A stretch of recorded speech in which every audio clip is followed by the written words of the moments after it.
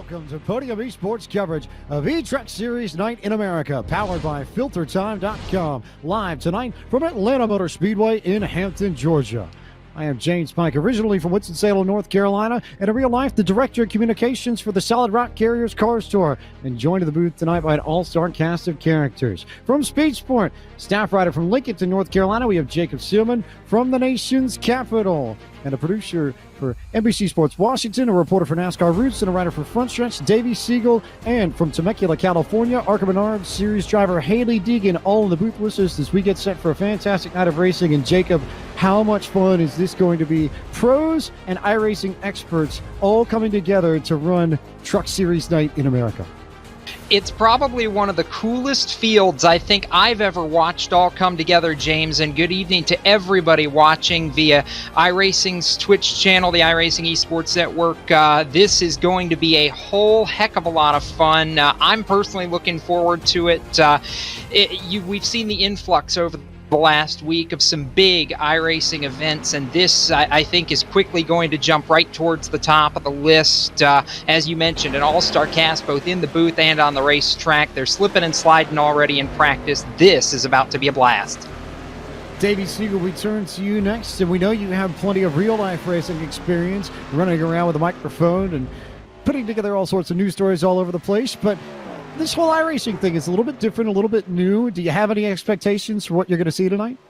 Man, I don't even know. I just know that in the last week or so, I have been jonesing for some racing. And if you know anything about me, you know that I love the Truck Series. Absolutely love it. So now that we have eTruck Series Night in America powered by FilterTime, I couldn't even be more excited. I mean, you guys know I don't have that much experience with iRacing or esports in general, but I'm all jacked up. I'm ready to go. We got 43 of the world's best here tonight. We got thousands of people watching already. I'm ready to go, and I'm ready to see a heck of a show tonight at a place that really puts on a good show, not only in iRacing, but also in the real world. So I'm excited to see how it plays out, James. And Haley, you've got the most driving experience out of anyone in this booth and plenty of experience on the mile and a half. The trucks, always a great combination in Atlanta. Always a lot of fun, especially when it's as hot as it is, as slick as it is, as warm as it's going to be. Tire wear is going to be at a premium. From the driver's perspective, what are you expecting out of this? What do you think these drivers are going to be up against tonight? I think tonight's going to be a great race. I'm really sad the trucks didn't get a race in real life there at Atlanta yet, but I think it's going to be a great race tonight. I think that iRacing's still a little new to me, so it's going to be cool to check out, but I'm excited to see how it goes when you combine the iRacers with the racers from real NASCAR coming in. It's going to be a cool combination of talent. We've got a whole host of people to talk to before we even get the green flag. Still about 20 minutes before we grid these cars up and get them going. But we'll turn our attention first to the ringmaster of eTruck Series Night in America, powered by FilterTime.com, Mr. Ryan Vargas out of La Mirada, California. And Ryan, just talk a little bit about how this all got started and how we ended up from nothing on Friday morning to this entire event, 300 people strong on Thursday evening. Yeah, it's honestly such an incredible event. And I mean, the community around racing has been so incredible. And I just want to give a big thank you to everybody who's been involved.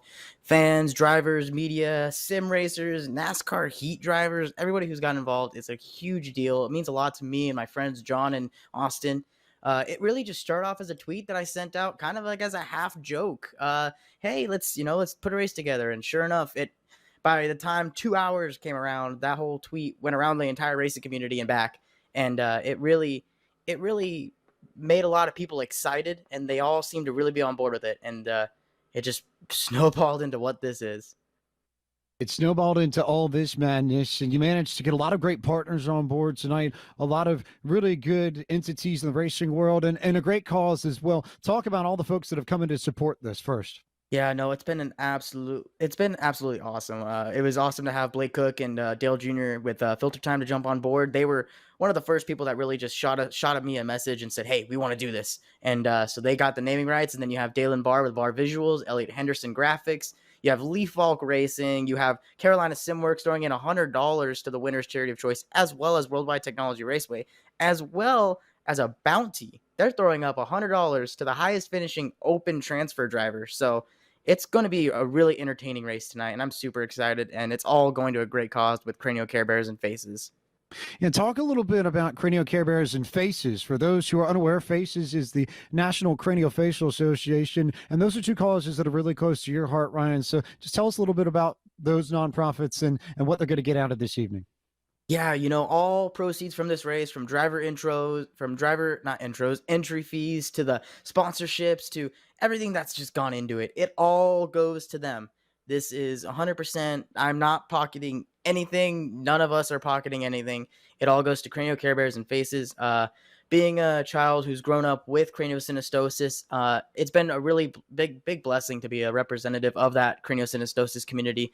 And it's been incredible to really just raise awareness. I mean, you think about it, 1 in every 2 or 3,000 kids have craniosynostosis, and now partnering up with FACES, the National Craniofacial Association, it's a really great cause. It raises awareness for all the kids with different craniofacial differences, and it's just 2 really good causes, and I'm so glad to get them all involved. Also of note, and I think we'd be remiss to talk about it, it might be the one thing that you missed off the top of all this, that Worldwide Technology Raceway, just outside of St. Louis, is giving away tickets to their autumn big-time doubleheader Truck Series IndyCar race weekend to the winner and then the highest finishing driver from the open qualifiers last night. So a trip to St. Louis on the line for 2 of the drivers in the field tonight. Oh, yeah, no. Chris Blair over at Worldwide Technology Raceway, they've jumped on in a big way, and they want to even do more of these races. So it's a real big blessing from them. So thank you to those guys. And they also, as we mentioned, pitched in another $100 to the winner's charity of choice. So these drivers are fighting for $200 worth of donations to give to their charity of choice. So it's all incredible to see how this all came together, and it's just a true blessing. Ryan, congratulations on putting together a successful event. Thanks for the time, as always, and we look forward to seeing what you and the group can put together this evening as we tackle Truck Series Night in America, or eTruck Series Night in America, powered by FilterTime.com. Thank you. Thank you to everybody who's been involved. Ryan Vargas, NASCAR Xfinity Series driver, the organizer of this event, along with his good friends Austin Blair and John Palmieri. And we've got a few more guests to talk to before we get going with the broadcast tonight. We're also joined in the booth by founder, owner, Speed51.com, the man behind Speed 51 outright, Mr. Bob Dillner and Jacob Seelman. I know you go back with Bob a significant amount of ways, and I think you have to be just as excited as I am to have Bob in the booth this evening. I really think I am. Well, I don't know. I don't know if you're upping my credit or how that all works here, but I am excited in no lack of terms there. And Bob, obviously, you and I have crossed paths numerous times when I've been on the microphone over at Millbridge Speedway. But talk a little bit about this. I know as soon as Ryan announced this, you were one of the first that was very quick to jump on and want to get involved, help push the message out. And I think this is a big thing. I've been following esports, iRacing, NASCAR Heat, all those programs for, the last couple of years. And I've seen it grow and grow, and what the drivers do to help them train for, getting out there on the physical racetrack. And I've seen the popularity grow. And in this time that we're all going through right now, I mean, think about it. I'm in my home in North Carolina and talking to you guys. And the other night I was watching one of the events that was on Speed 51, actually, with one of our Elite Series events. And my son, or both my sons, actually, both Blaze and Luke, we were watching the race and cheering. And this is a great distraction for everything that's going on right now. We're able to see entertainment when there's really no other sports in the world going on. So I think it's fantastic. And what Ryan and everybody has done with Podium and iRacing, fantastic job. Great cause tonight. And this is going to be a lot of fun because there's some great racing that we're going to see tonight on Truck Series Night in America. I know we were talking about it among the Podium crew as this was really coming to fruition. I'll ask you, though, as well. I mean, have you ever seen an event, something like this for a charitable cause that's blown up in quite the way? I mean, as James said off the top a week ago, we weren't even talking about Truck Series Night in America, and now here we are. Yeah, and kudos to everybody on how quickly they put these things together. And I love the fact that the entire racing community has come together. I mean, a lot of people say, well, there's the esports guys and then there's the real racing guys. Well, I think we're all racing people. And the fact that I've been able to come in and really get into this and watch it and enjoy it, and tonight be part of the broadcast for a little bit, That's really interesting. And I think this is uniting everybody. Dale Earnhardt Jr. and Blake Cook. I've seen Justin Allgaier run some of our Elite Series events here recently. And it's really interesting to see everybody unite in a difficult time in America. And I think that's the most important thing right now. This is great racing. It's a lot of fun, but it's a unique form of entertainment for everybody that's just kind of bugged out by what is going on right now. And I think that's the thing that we need to remember most is the racing community is very tight knit. And this just goes to show how quickly this came together, shows you how tight knit they are. As we look ahead here, you and I have been in the motorsports media space for quite some time now. You obviously even longer than I have. But how big a role do you view iRacing and esports playing? Really, we've said filling the void, but it's a really true sentiment, isn't it? Over the next couple, 6-8 weeks, while all of us as race fans and those of us that work in motorsports try to really figure out, how we fill our time and how we fill that space going forward until we can get real cars back on the track. I think you hit the nail on the head. This is very important to everybody in racing because it's something we can get behind. It's extremely realistic. I was on iRacing in our office just a few weeks ago at New Smyrna Speedway running a super elite model. And we were all just going back and forth to see who would turn the best time. And I raced. So you can really tell how realistic it is. But I think, honestly, Jacob, the big thing about iRacing and, even if you take a look at NASCAR Heat, they both have their areas. NASCAR Heat's definitely, gaming. iRacing is a little bit more realistic. But what I love is the fact that, you can wreck in an iRace and not have to pay the bills. And from somebody that has owned cars and driven cars and wrecked them, this is something that's going to be very big in the future. And I believe that you'll always have what we love with NASCAR and short track racing and all that. But I believe that iRacing and what that platform provides is going to be, like Dale Jr. said, it's another form of motorsports. It's not a game. It's another form of motorsports, and we're going to see it grow and grow. It lowers that barrier for entry, as Parker Kligerman and I have talked about a few times. And I know, as you mentioned, it's something that we're going to have to continue watching more and more going forward. I know I speak for all of us in the booth when we say it's definitely a pleasure to have you along for the ride a little bit tonight. And we look forward to seeing how eTruck Series Night in America, powered by FilterTime, plays out. This is going to be a blast. Looking forward to it. And hey, I might just sit back and just watch all night. James Pike, we're already having a lot of fun up here, and I know Bob is not the last of the dignitaries that we have to talk to before the green flag. We've got a few more that we want to bring in. We talked about Ryan being the Pied Piper of this event, but could not do it alone. And so now we chat with Austin Blair and John Palmieri, the two who organized this. And John and Austin, you both have talked about this over the past few days, that you didn't necessarily have any sort of experience running an event this big, and then all of a sudden within 24 hours you end up in a spot where you've got 300 drivers that you need to take care of. So Austin, first, how on earth did you manage to pull this together so quickly?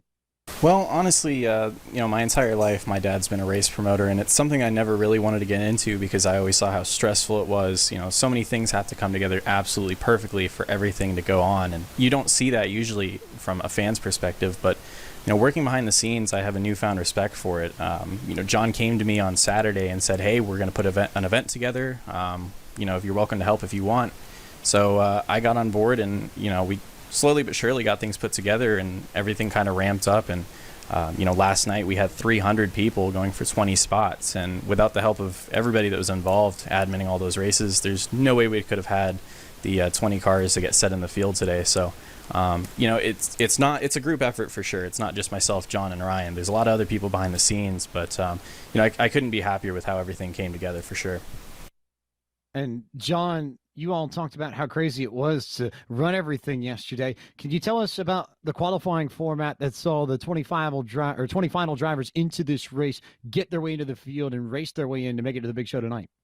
Oh, it was absolutely insane. We had 3 rounds of heats last night where we took 300 drivers and narrowed them all down to about 20 or so spots. I think there are about 14 heats in total, 7 in the first round, 4 in the second, and then 2 for the final 10 spots in each in the last one. And we saw some of the best racing I think I've ever seen on the sim. So it was really pretty incredible and humbling to think about when we realized just how many people we narrowed down to just 20 spots.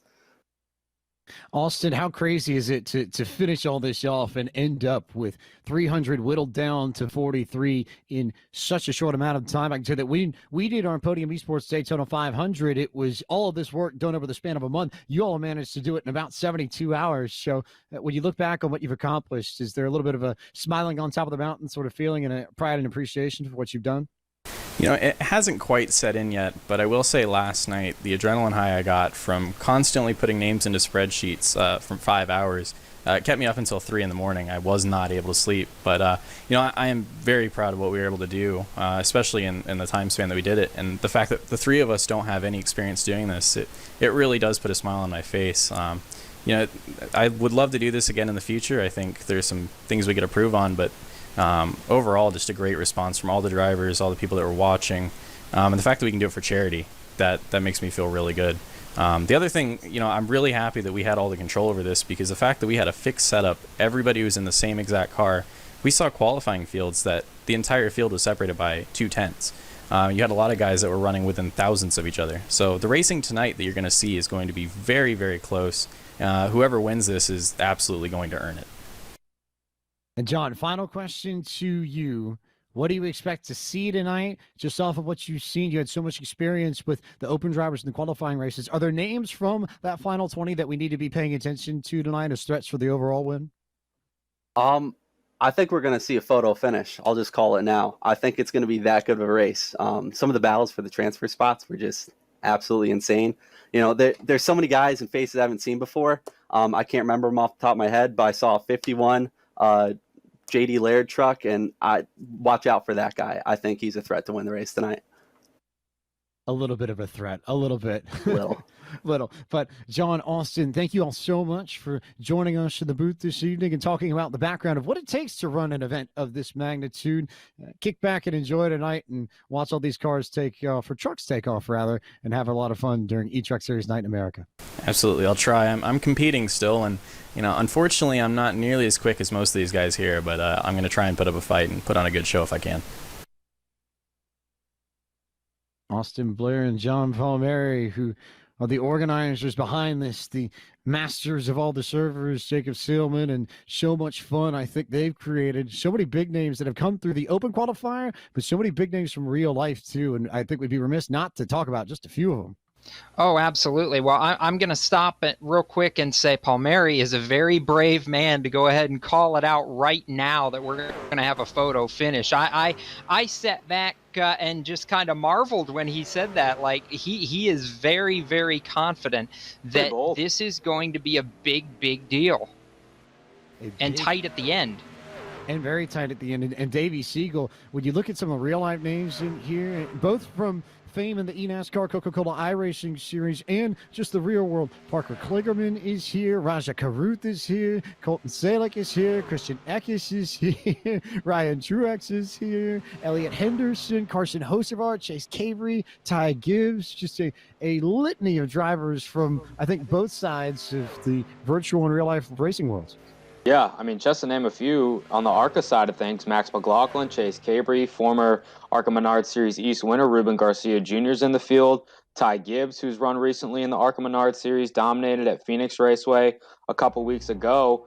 This is a stacked field. Whether you like e-racing or not, whether you're into that scene or not, tonight is about one thing and one thing only. It's not e-racing, it's not iRacing, it is about racing. And that's what we're here tonight to do. That's what these drivers are here to do tonight. And I know you mentioned Raja. I think he's about, 10, 12 miles down the road from me right now in the nation's capital. So I know he spends a lot of time on here, and I know he's pretty darn good, if I do say so myself. So I'll be interested to see how that number 6 truck fares tonight.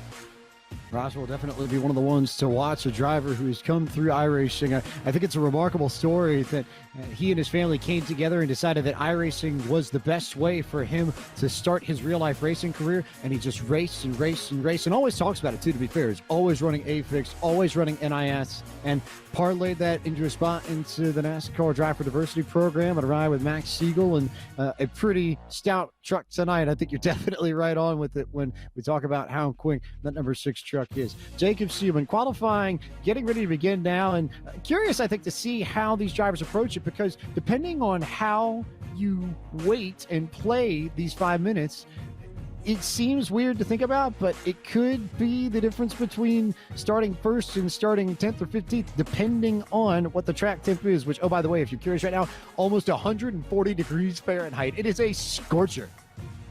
Yeah, it is, and that's what's going to be really, really big here. In fact, as we got qualifying going, James, I actually had my eyes on the 8 of Michael Conti, who was one of the first to pull off pit road, but he's taking a long time going back and forth, getting some heat in the tires to hopefully maximize what he gets ready to do on this qualifying lap. Even though it's hot and guys are going to be slip sliding around, there's a lot of people that I've talked to through the day that believe track position is still going to play a big factor. And you mentioned some of that real life experience already showing its hand. Max McLaughlin and Parker Kligerman 1 and 2 on the provisional qualifying charts here early.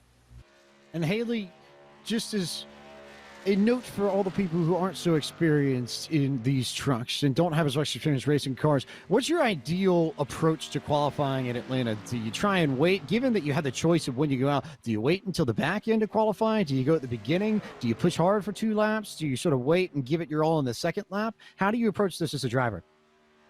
I think, honestly, I've never raced at Atlanta myself. I've done a little bit of sim stuff on there, just messing around, but the approach to qualifying, it's kind of on perspective of where you feel like you line up in the field. If you're one of the front runners, as you feel yourself, it's kind of where you want to take it, how risky you want to be with it. But I'd say that's kind of a more personal decision. You have to evaluate yourself based on where you think you're going to qualify. One of those cases where it might be better if you think you might be a long run driver and you don't necessarily want to get run over in the front of the field, you sort of strategically position yourself towards the back, maybe sit in the mid-20s and work your way up once things have happened in front of you. If you feel like you've got the speed to compete for the win outright, Jacob Seelman, you just go for it, perhaps. Yeah, I think you do. And I was just watching. I had my eyes on because I knew the second lap was going to be good. I was talking about Michael Conti a minute ago, and he came across the line and went for it on the second lap, and it paid off with the fastest time with about 80 seconds to go in this qualifying session. Conti over Jarrett Liebert. So it's one of those where you're right. If you feel like your truck has what it takes to just put it down and go, you're going to go, and it's going to pay off like it did for Conti there.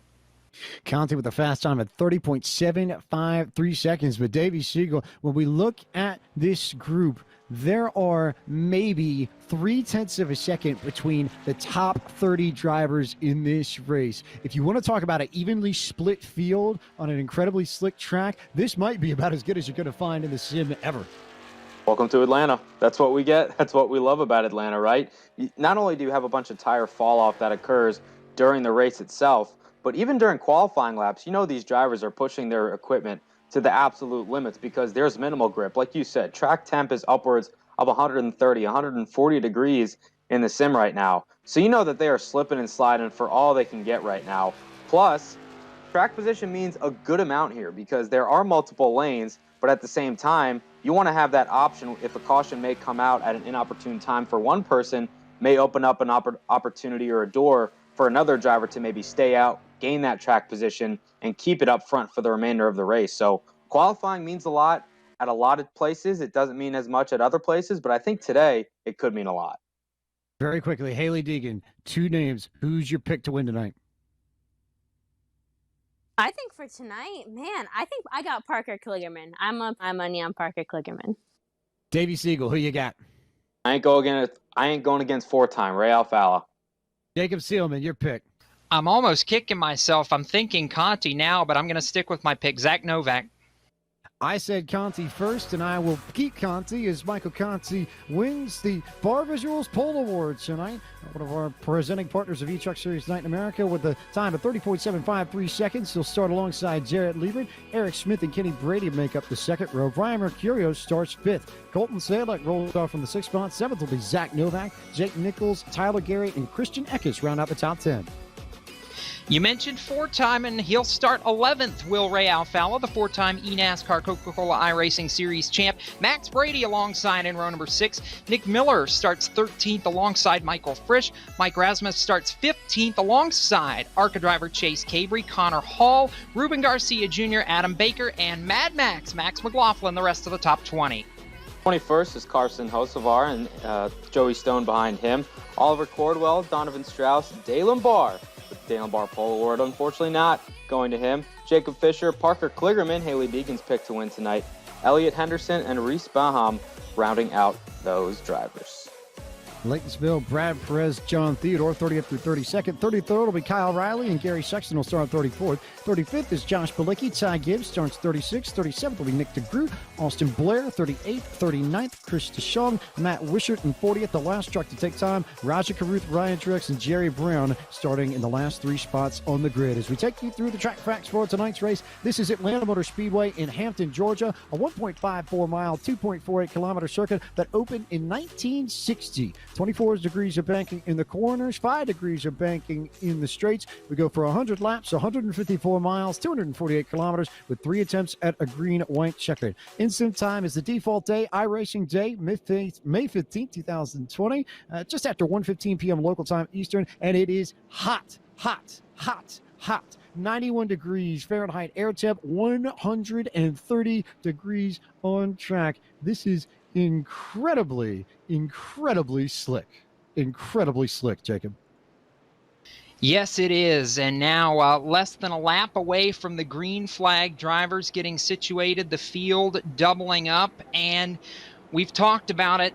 This going to be hot, slick. Drivers are going to be sliding around all race long. And the biggest thing that I notice, we close in and get set to go on the green flag, working down the back straightaway now, is that the talent in this field that are recognizable names is spread from top all the way to bottom, from Michael Conti all the way down through the back of the 43-car field where Brandon Brown sits. So if you wanted a show, buckle up, because this is going to be a show. The field works into turn number 3, and to bring you to the start of eTruck Series Night in America, powered by FilterTime, here's Podium Esports' James Pike.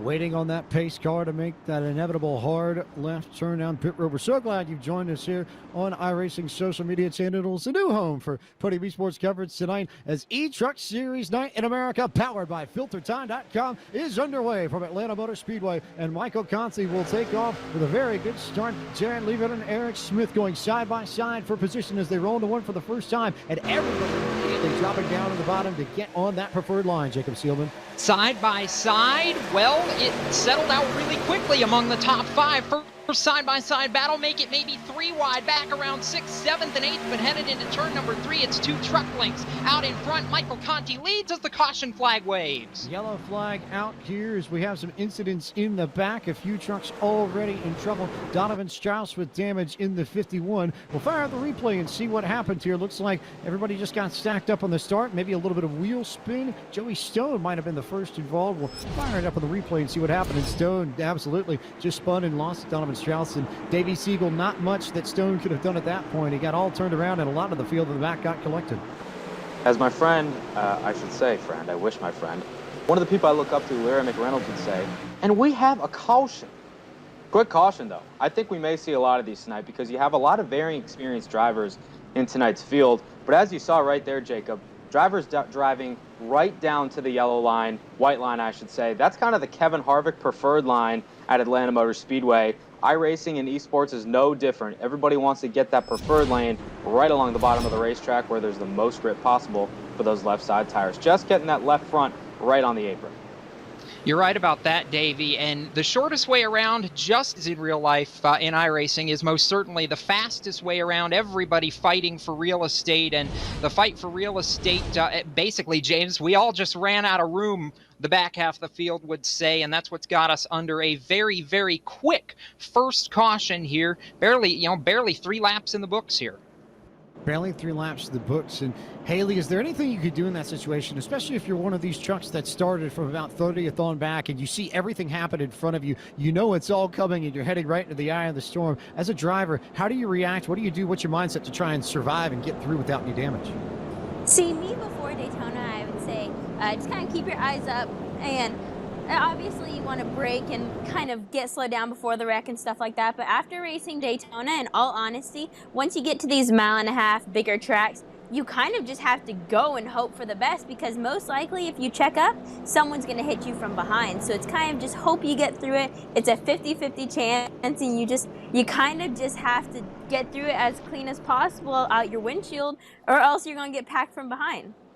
Haley, I know that in your time in what was known as the K&M Pro Series West, there was a lot of wrecking and a lot of it early. How do you kind of compartmentalize the fact of getting ready and revved up to start a race and then having a caution to kind of bring things down so early in the race? Is that tough for the driver inside of the race car or the truck?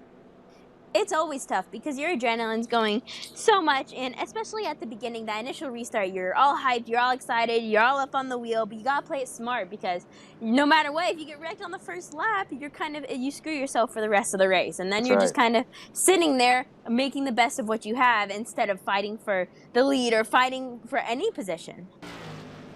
Fighting all over the place for spots here, although we didn't really get to see much of what's going to take place so far as the front of the field goes. But Jacob, I think there's one thing that was pretty well established, and it's something that we've seen in Atlanta time in, time out over the last few years. The inside is where you want to be on these restarts, because you can run off the front of everybody and get a pretty good gap before you get into the first turn.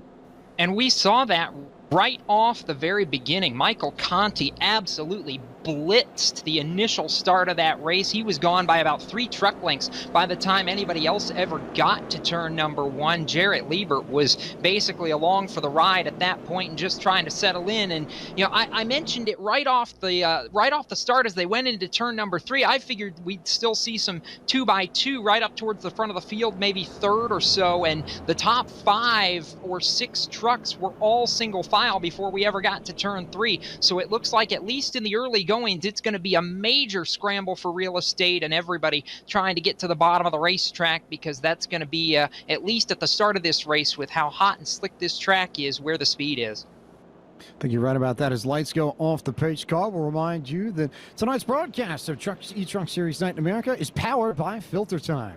FilterTime was founded in 2017 as a leading online air filter subscription service that allows you to choose your air filter and how often you want it delivered without ever having to go through the hassle of shopping for filters in person again.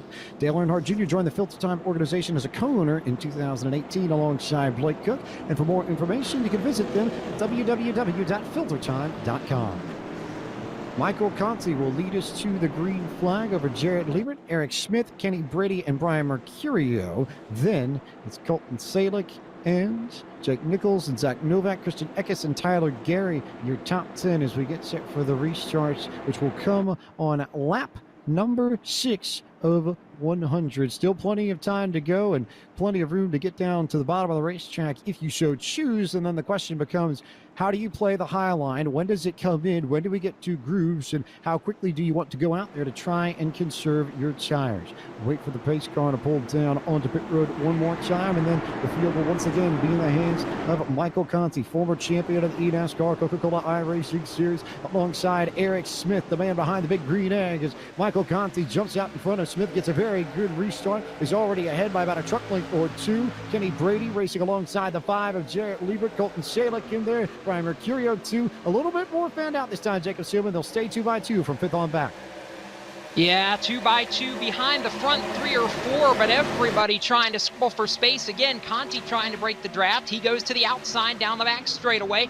Eric J. Smith goes to the bottom of the racetrack trying to make some tracks, but it's Conti by a car length. First side-by-side battle for 4th off turn 4. They nearly slide up. Jarrett Liebert almost came to the inside of Brian Mercurio, and so now it's Zach Novak and Jake Nichols and Colton Salick that are fighting for position. Tyler Gary's there as well. And Davey Siegel, you still can't separate them once you get back to about 6 or 7. No, you can't. Novak on the outside of Salick right now as they work out of turn 2 onto the backstretch. 2x2 as they go down the backstretch into turn 3. They head off into turn 3, still door to door, wheel to wheel, fender to fender, and tailgate to tailgate. Something you can only say in Truck Series racing. But Conti and Brady and Smith and Mercurio have cleared everyone, and they're starting to line up single file to get away. Meanwhile, Salick filing Tyler Gary, and now a whole host of trucks in there. Jacob Seelman, Nick Miller, and Michael Frisch racing side by side. Yeah, I'm looking back around the Tyler Gary machine and even further back now at the back of the top 10. Nichols, Eckes, Alfalla now to the inside, going side by side in a battle for position as they work into turn number 3. Alfalla going to have the advantage, take position, and close in on the 18 of Christian Eckes off turn 4. The 4-time champ looking for another spot. 8 laps complete at the line. Eckes looking for a bit of a redemption run. Didn't quite have the greatest of runs in the ERL Premier Series All-Star Showdown in Iowa last night, but running a little bit better tonight and sliding up the racetrack trying to follow Jake Nichols in the 24. But they're all trying to chase down Tyler Gary because Tyler Gary, David Siegel, has already opened up a half second on this group. Yes, he has, but I'm looking at Ray Alfalla in the 2 truck diving to the inside of Christian Eckes, looking for a top 10 running spot right now as Jake Nichols is beginning to pull away from that battle as they head on down into turn 1 once again.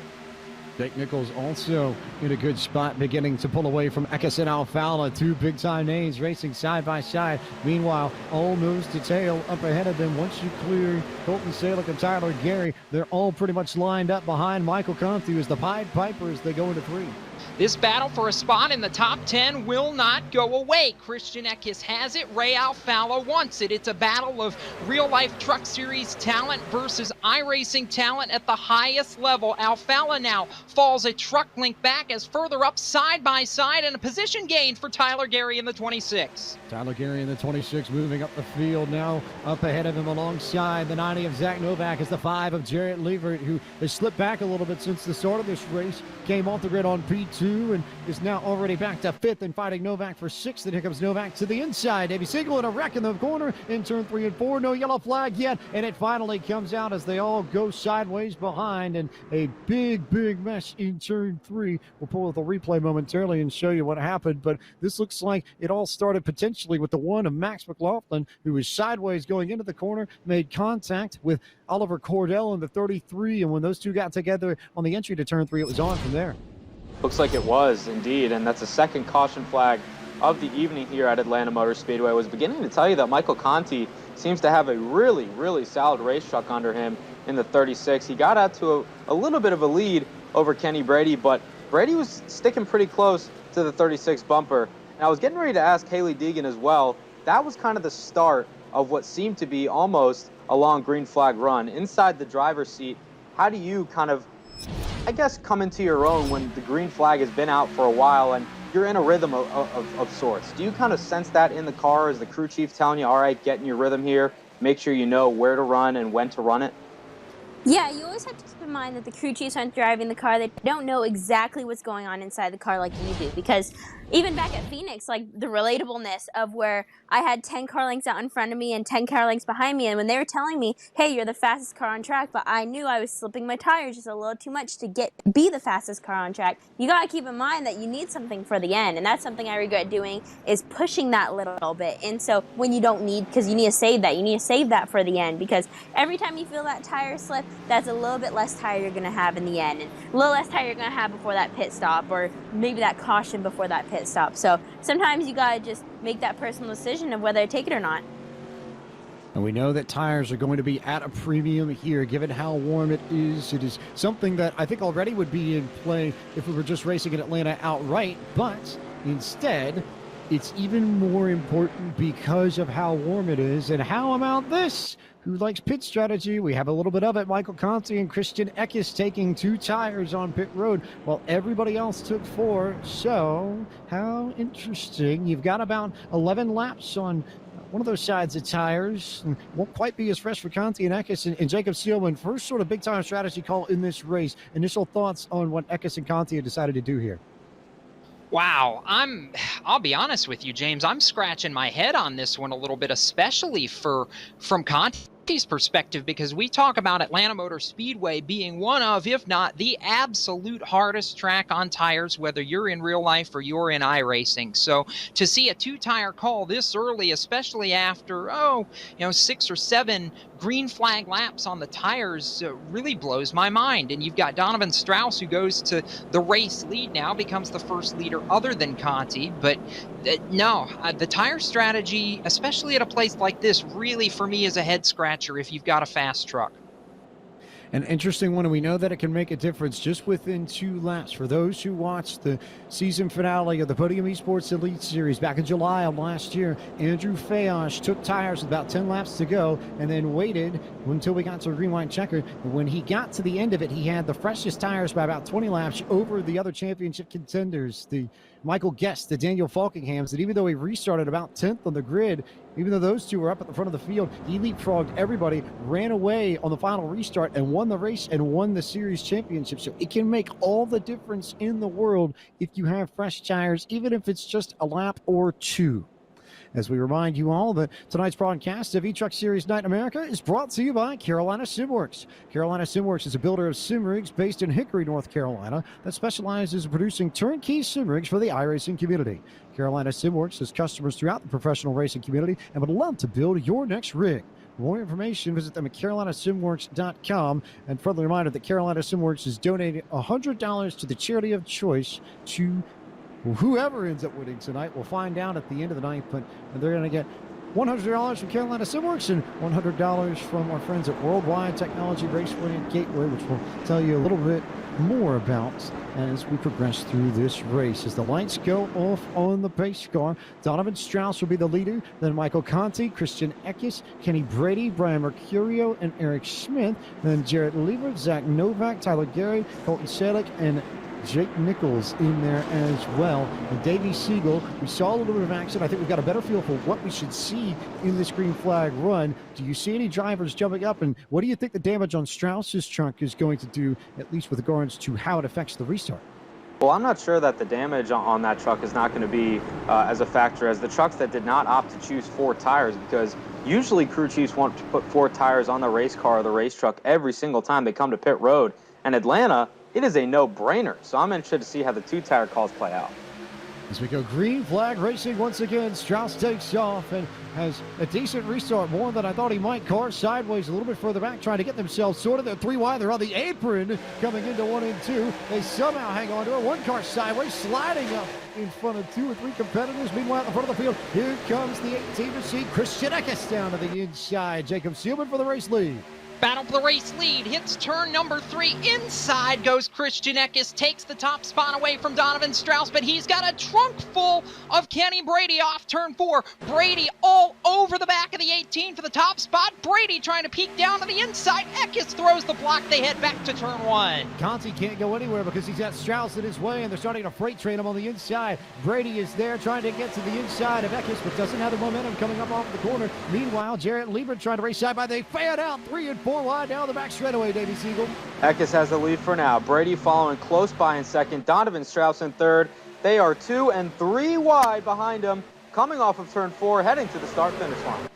Everybody's still minding their P's and Q's for the moment as they try and figure out how to work around Donovan Strauss. Here comes Michael Conti with momentum to the top side. Eric Smith is right there as well. Jarrett Liebert is the one step behind the 51, who's beginning to sink like a stone through this field. Jacob Seelman, and there's contact! Contact between Liebert and Donovan Strauss. Goes down to the inside. Wallen hits it hard, and the yellow flag comes out once again.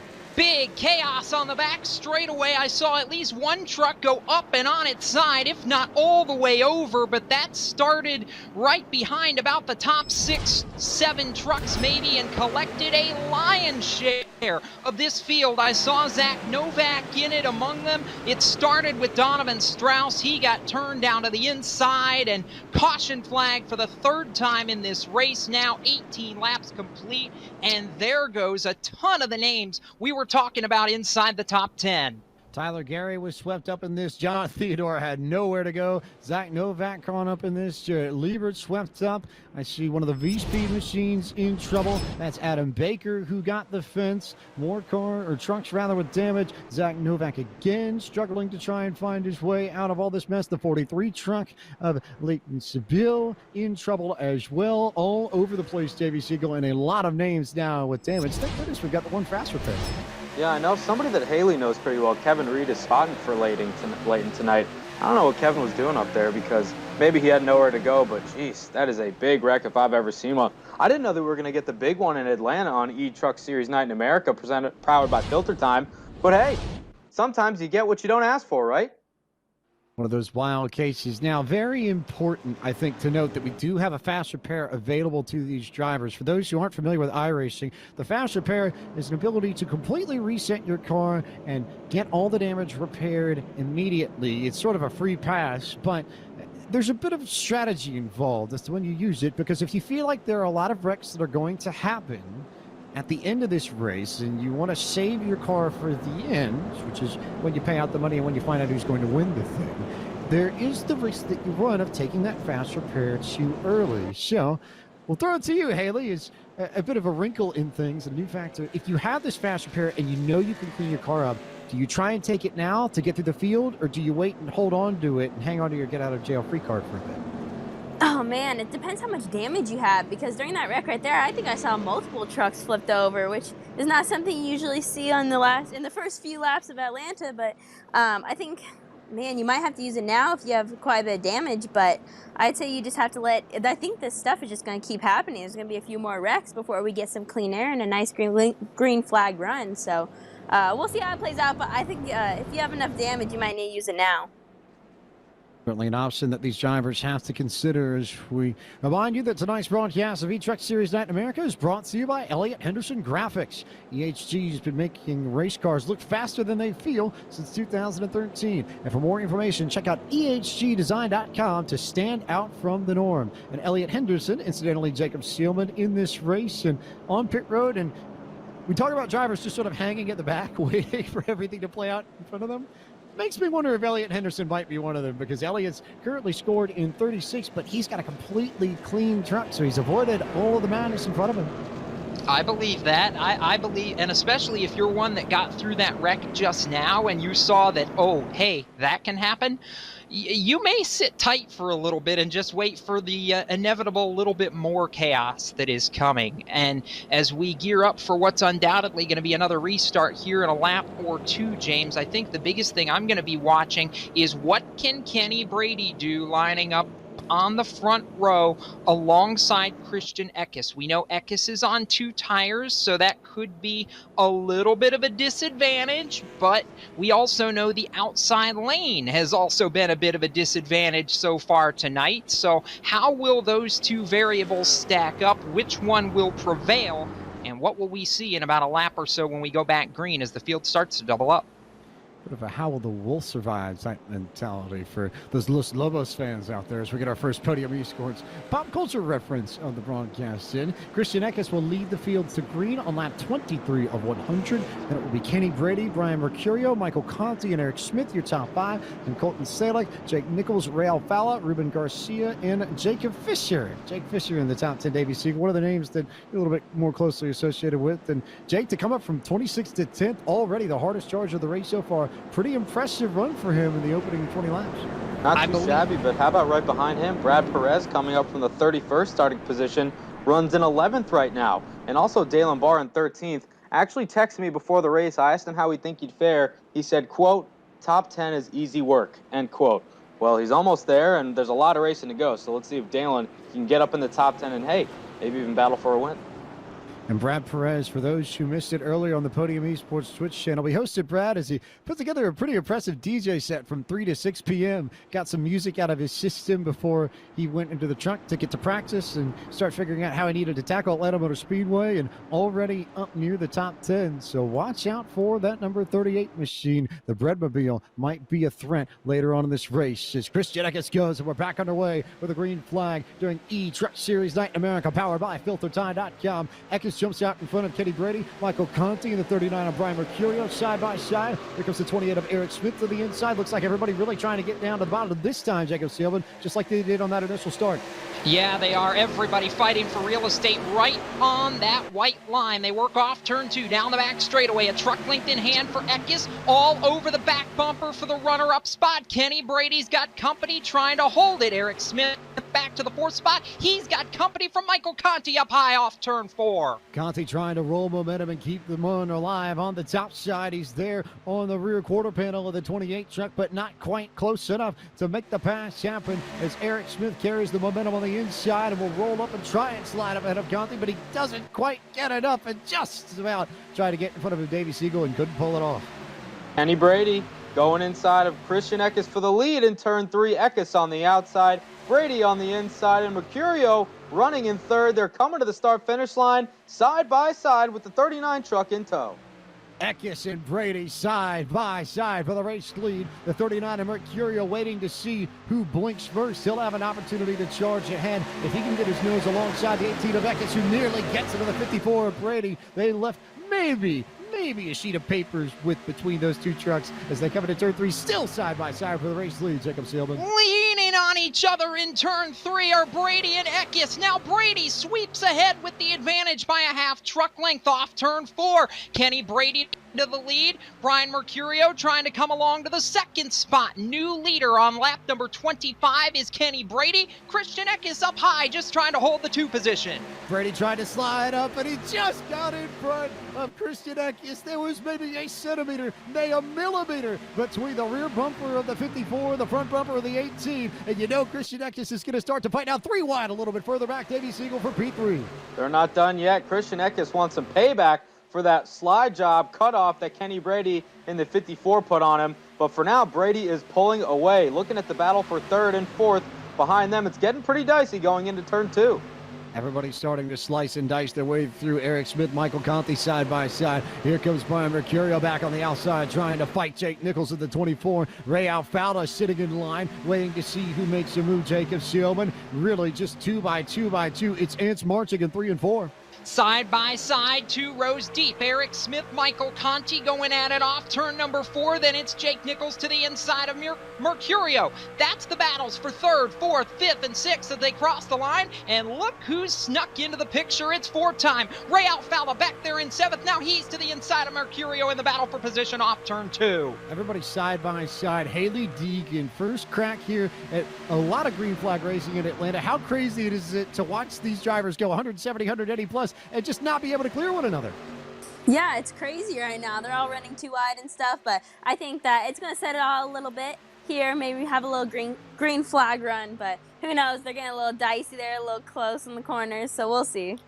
Everybody really just only giving enough room. It's barely enough to secure the spot. Meanwhile, battle for second as Eckes gets tied out of the corner. There goes Eric Smith. There goes Ray Alfalfa diving to the inside. 3 wide just behind this, racing for the third spot. There goes Alfalfa, baby. He's 3 wide on the bottom of the racetrack, hooking that left front tire on the white line. There's still 3 wide coming off of turn 4. Eckes going down to block Alfalfa. Can't get there totally. Now he does as they go into turn 1. Alfalfa diving low once again. If you thought the 2 wide was good, how about 3 wide? They still haven't settled it out. Eckes tight in the corner again. There goes Alfalfa. There goes the 24. Conti had to check up, had nowhere to go. That'll make everyone scramble behind that number 36 machine. The 39 makes contact with the 9. Jacob Seelman. They're all over the place as Eckes is struggling with the handle on the 18. They are scattered all over this racetrack as they go 3 wide again. Mercurio to the bottom, Conti in the middle, Christian Eckes up high. They were almost 3 by 3 a couple of laps ago. Now they settle it back to 2 wide. Conti trying to go to the inside on Colton Salick for position. They ride 6th, 7th, 8th, 9th, about the battle for the back half of the top 10 off turn 2. Oh, by the way, Kenny Brady rather, is clear by a half second over Eric Smith, who's clear of Ray Alfalfa by about the same as he leads Jake Nichols and Ruben Garcia. Haven't said much about the 88 machine, but Garcia, a multiple-time champion of the NASCAR Mexico Series, all in good shape, and now looking underneath Jake Nichols at the 24, trying to take that 4th spot away, Davey Siegel. Yes, he is. You can spot that truck, bright green, number 88, underneath the 24 truck of Jake Nichols, and that's allowing Ray Alfalfa, the 4-time champ, to pull away just a little bit, setting his sights now on Eric Smith, the second-place driver, but he's chasing the man up front, Kenny Brady in the 54. He's riding pretty right now in P1.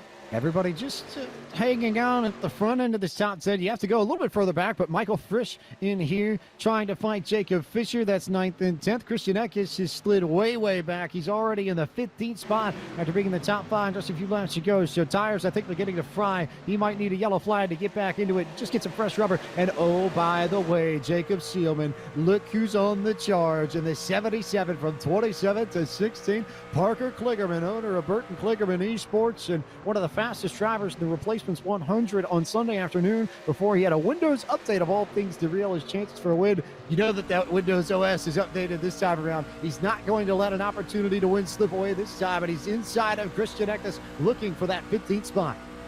Yes, he is. Kligerman on the move. Michael Conti, meanwhile, ahead of him, just trying to stop the bleeding. Conti has fallen all the way back now, I believe, to the back end of the top 10. May lose a spot in the top 10 if Zach Novak has anything to say about it. Novak in the 90 now to the inside. He's actually looking ahead of that battle on Jacob Fisher. That's now the battle for the 9th position as Conti free-falling through this field, the exact opposite, as you mentioned, of Parker Kligerman, who continues to be on the march. Parker Kligerman continuing to gain ground. And as we look at the pylon, see who's coming, see who's going. Ray Alfalo's picked up 8 spots from the start, from 11th to 3rd.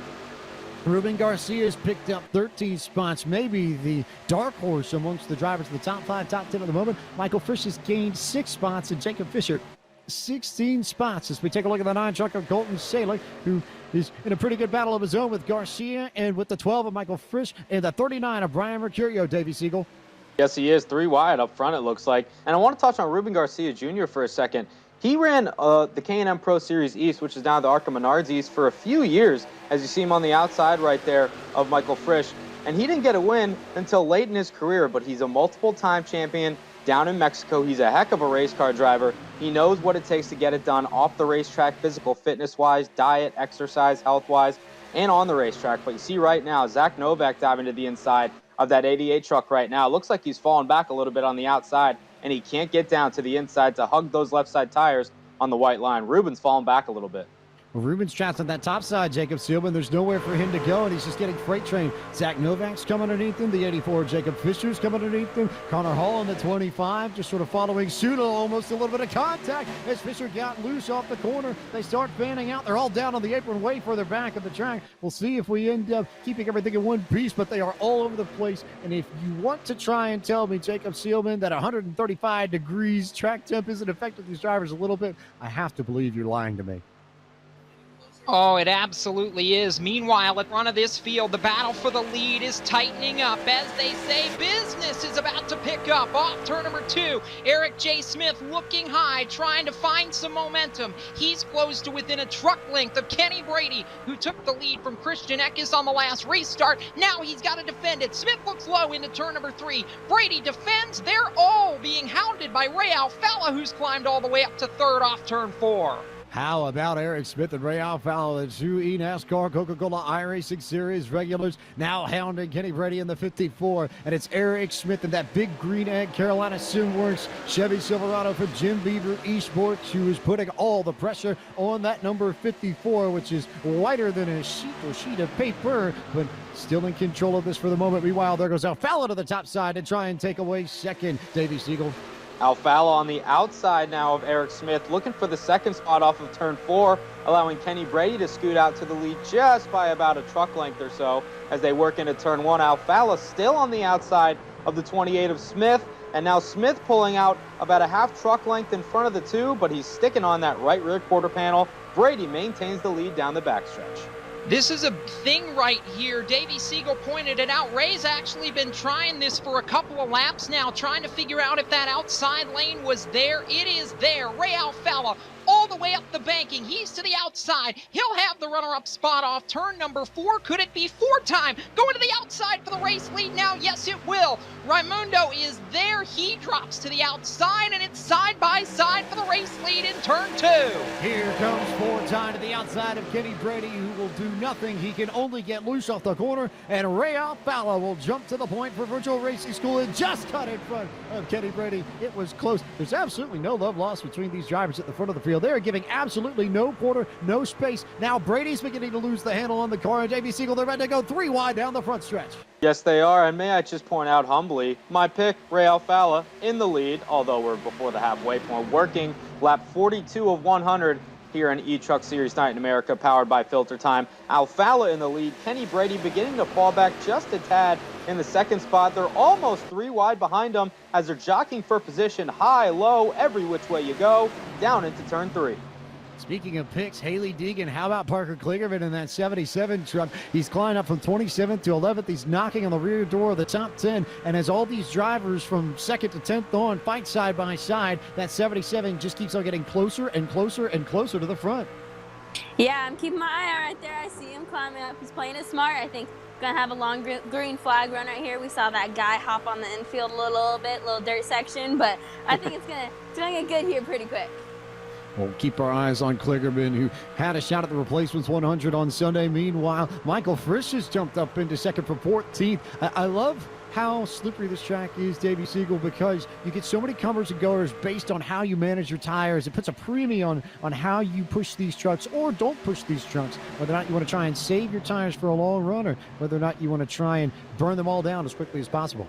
And I know it may be kind of crazy for some people to think about when these drivers are doing 180, 190 into the corner about saving their equipment, but that's exactly what they're doing. This surface, coupled with the extremely hot temperatures today at Atlanta Motor Speedway, they eat these tires up for breakfast, lunch, dinner, and maybe a couple snacks in between. It is hungry, and it eats these tires like no other. So the fact that these drivers are racing this hard and jockeying for this much position this early in the race as we work lap 45, it surprises me a little bit, but at the same time, it doesn't, because they got to get all they can. You never know when a caution may come out to try to change the trajectory of this race for a driver, maybe in a positive way, but more so in a negative way for certain drivers. As we see the 54 sparking, he may have hit the wall a little bit.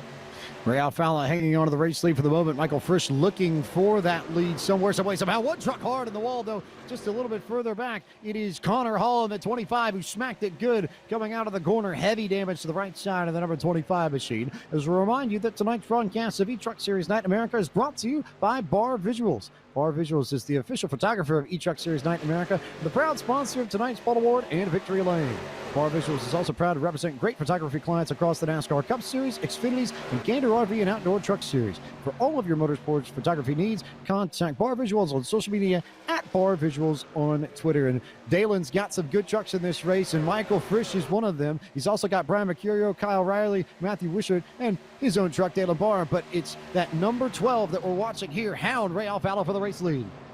He's hounding Alfalla for the race lead, and that battle is getting good. I think Alfalla may have showed his hand, and now it's going to be used against him down the back straightaway. Frisch tried to make it happen, could not do it, has to fall back into line, and that's going to allow Jake Nichols, the Mode Motorsports driver in the eNASCAR Coca-Cola iRacing Series, to draw that much closer. Now 3 trucks under a blanket, 47 laps complete, closing in on the halfway point of this race. It's a truck length between first and second, one more truck length back to Nichols in third.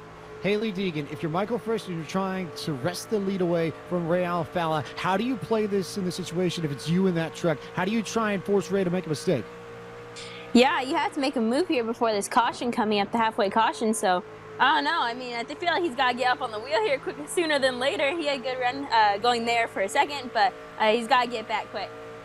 I see Michael Frisch diving down low underneath Ray Alfalla right now, heading into turn 1. And man, I just say, we love Dalen Barr photography in this household. And I'm sure his team owner right now loves what the 12 truck is doing of Michael Frisch. But Alfalla hanging on that right rear quarter panel of the 12 of Frisch as they go down the backstretch. And don't count out the 24 Jake Nichols. He is right behind, ready to pounce in case anything happens, because we know it probably will. But the 12 looks to clear Alfalla for now, heading off of turn 4 and on to the front stretch. And there goes Frisch to the lead for the moment. Alfalla is going to sit in line, and Jake Nichols is there as well, the Mode Motorsports driver in the eNASCAR Coca-Cola iRacing Series. Kyle Long's team, former player for the Chicago Bears, but he's just sitting in third waiting. Might have an opportunity, though, if he dives it down to the inside, but he'll sit in line. Alfalla did not get the greatest of runs off the corner, and there goes Nichols to the inside to try and take advantage. Nichols looking to the inside. Alfalla slices across the nose of the 24. So hold the second spot. It's now 4 trucks under a blanket as Zach Novak, the reigning eNASCAR Coca-Cola iRacing Series champion, is right there. So 3 trucks scrapped for second. We cross 50 laps complete. And I'll say, as we cross the halfway point of tonight's race, it's time to bring you the iRacing Midway Race Break, brought to you by iRacing, the world's leading online racing simulation. Developed from the beginning as a central specialized racing and competition service, iRacing organizes, hosts, and officiates races on virtual tracks all around the world. iRacing is home to a wide variety of officially sanctioned series with racing from the Australian Supercars, IndyCar, IMSA, NASCAR, the World of Outlaws, and more. Top 10 as they run. Michael Frisch leads it. Over now, Jake Nichols to the runner-up spot. Zach Novak third, side-by-side with Ray Alfalla, Eric Smith, Parker Kligerman, Brian Mercurio, Nick Miller, Kenny Brady, and Colton Salick. James Pike the rest of the top 10. Colton Salick in there at 10th. Jacob Fisher in 11th. 12th, Michael Conti and Ruben Garcia in the 13th spot. 14th belongs to Kyle Riley. Jared Liebert runs in 15th. 16th is Tyler Gary. Mike Rasimas runs in 17th. 18th is Chase Cavey. And Chris DeShawn rounds out the top 20 with Adam Baker. The 21st place truck is Elliot Henderson, Gary Sexton behind him, Ryan Truex behind him in 23rd. 24th is Reese Baham, Nick DeGroot, 25th place runner right now. 26th, Max Brady, Austin Blair behind him, Oliver Cordell in 28th. 29th is Connor Hall, slapped the wall a couple laps ago, and the 30th place truck is John Theodore. Dalen Barr holds the 31st spot. 32nd is Matt Wizard. Brad Perez runs in 33rd, and 34th is Josh Balecki. Carson Hosefar has 35th in his grass. 36th is Joey Stone. Leighton Seville runs in 37th. 38th is Raja Karuth. Jerry Brown 39th, and 40th Christian Eckes. Ty Gibbons, Max McLaughlin, and Donovan Strauss round out the full field rundown. And that concludes tonight's iRacing Midway Race Break. With over 80,000 drivers on the service and over 80 laser scan tracks and cars to choose from, iRacing is the original esports racing game. And for more information, you can visit iRacing.com today. Michael Fritz has now opened it up. Davey Siegel over Jake Nichols in that 24 machine, but Zach Novak, with all that damage on the nose, you thought he might be a little bit down for the count, but here comes Novak in the 90, pushing the issue with the 24. Don't get me wrong, Aero is big here at Atlanta, but it's all about tire wear, and the drivers that can manage their tires the best are the drivers that will be running up front for the totality of the race. Zach Novak, you may not know it from looking at him because he's a youngster, but man, he knows how to save those tires and he knows how to wheel, whether it's a car, a truck, anything in between. The 90 truck of Zach Novak is coming for Jake Nichols right now as he looks to the outside, barely kind of diamonds it down into turns 3 and 4. Nichols holding a tight wheel on the white line down low. Novak following him suit, but Frisch is up front, sitting pretty by almost half a second. And all of a sudden, look at our hardest charger in the race now. Plus 22 spots for guess who? Jacob Seelman, Parker Kligerman in the 77. Are we really surprised, though? No, we're not surprised at all. I wasn't worried when Parker qualified 27th, and he is absolutely showing speed right now, has clawed his way up to a spot in the top 5. He is lurking now about 3 truck lengths back of Ray Alfalla, who suddenly, he was leading not that long ago and has slid back now to the 4th position. And if the speed of that 77 is any indication, we may be seeing Parker Kligerman on the back bumper a 4th time here in a couple of laps. 57 laps being worked right now. Michael Frisch, though, still out in front. Jake Nichols, though, lurking a truck length back. Jake Nichols lurking a truck length back. Everybody actually, I think, finally settling in and finding a rhythm here at the end of this. But a little bit further back, good side-by-side battle between Colton Salick and Jacob Fisher, the 9 and the 84. Nose to nose coming out of 4 for the spot, Davey Siegel. Yes, they are. Speaking of drivers coming and going, Ray Alfalla may have shown his hand a little too early, but the guy right behind that 2 truck of Parker Kligerman, as we talked about, he seems to be riding a pretty wheel right now. Entering the corners a little bit higher, maybe a lane and a half higher, but he slowly, surely drifts the race truck down on the white line, and now he's on the bumper of Alfalla looking for the 4th spot. Haley Deegan, I know he was your pick pre-race, seems to be looking pretty good right now as we're just past the halfway point. Yeah, are we surprised he's doing that? No, but are we excited? Yes. So I think I definitely got a good pick here going. Definitely, he's a long run guy. Let's hope this green flag run keeps on going, keep clicking away at those laps, and hopefully he'll be battling for that top 3 spot here soon. Wouldn't put it past the 77 of Parker Kligerman because all of a sudden he's all over the rear bumper of Ray Alfalla, and here goes that Valvoline Toyota Camry down to the bottom. Jacob Seelman to try and take away 4th. He had the look, but the caution flag waves and will prevent Parker Kligerman from taking over that 4th position. We'll try and find out what happened here to bring out the yellow flag. We saw one car, it was the 40, or Leighton Seville went around on the back straightaway, and I think he got a little bit of help, got into the 68 machine, and Mike Rasimas just got tight on corner exit, was trying to really side-draft the daylights out of the 68. He just got a little bit too close and ends up spinning out on the back straightaway. Jacob Seelman and in trouble as well. And that's going to slow what has been a pretty frenetic pace for these drivers over the past 30 or so laps here. And I think this is going to be, we talk about money stops and getting yourself set up for the finish. This is the juncture. This is the turning point right now. You've got to have a good stop here. You've got to put yourself in position here. And it could be whoever lines up on the front row for this next restart, maybe the guys who have the shot at the win. Leaders headed to pit road. Leaders headed to pit road for 4 tires and fuel, and what could be the last stop of the race. We'll find out and see whether or not that is the case, or if we get a few yellows in this. But Michael Frisch leads them down pit road. Jake Nichols, Zach Novak, Ray Alfala, everybody in the top 5 coming down for rubber and fuel. Davey Siegel, how crazy could this be if we get everybody on 2 tires, 4 tires, or are they all just going to take 4 tires here? What do you think?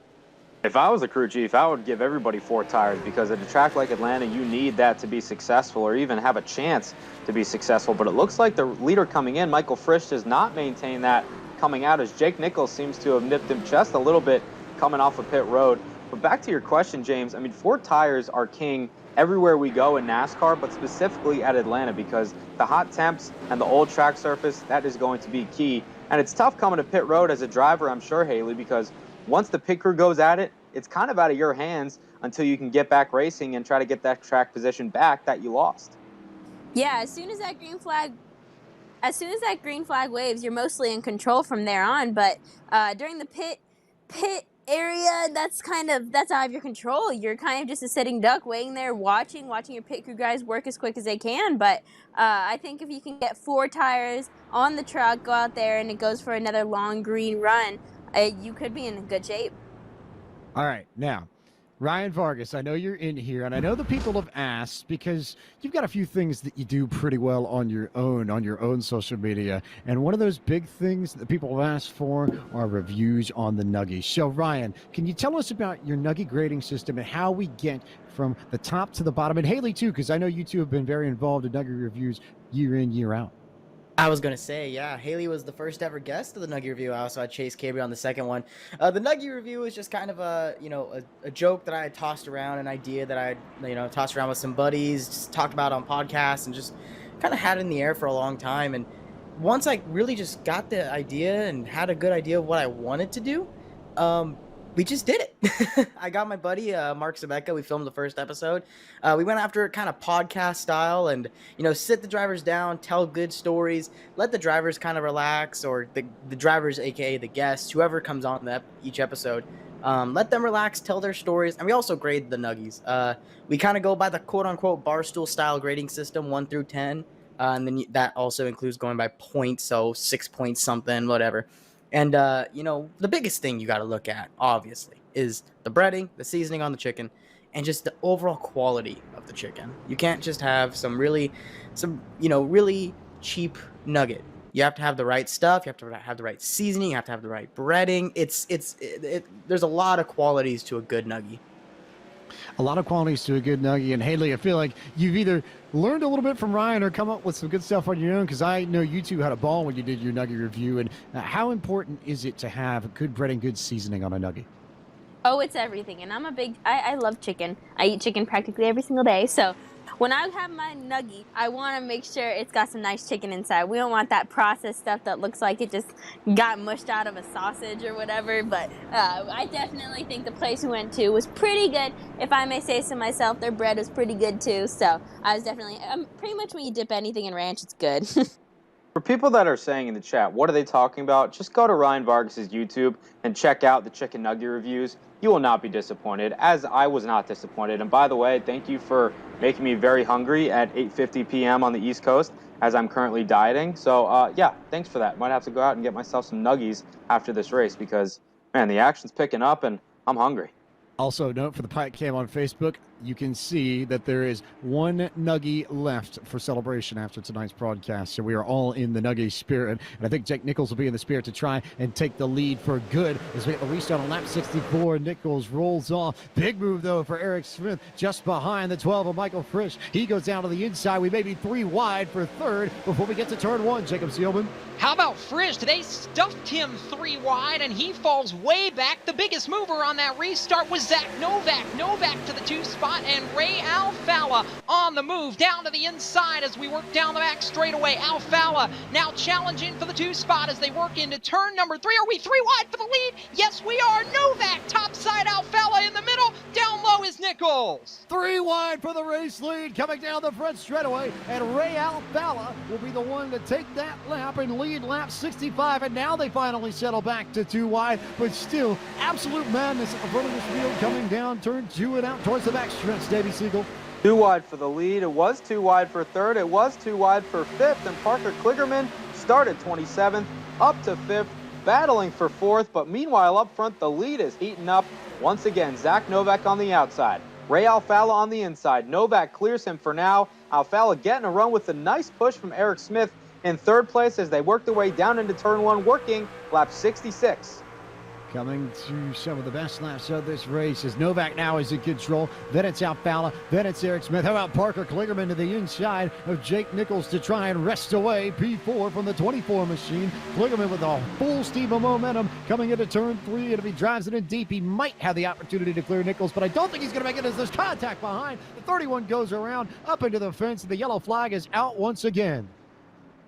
Caution flag waves, and I used the word frenetic just a little bit ago, and I've got to find a bigger adjective than that, James, because that was insanity. It's like they waved the green flag and everybody lost their minds, but it was fun entertainment. And how Zach Novak managed to come out of that giant scramble at the front of the field with the race lead, I'll never know. But chaos behind them, and that was a few more big names that we see. Everybody's running hard now. We're inside the final third of this race. It's no holds barred.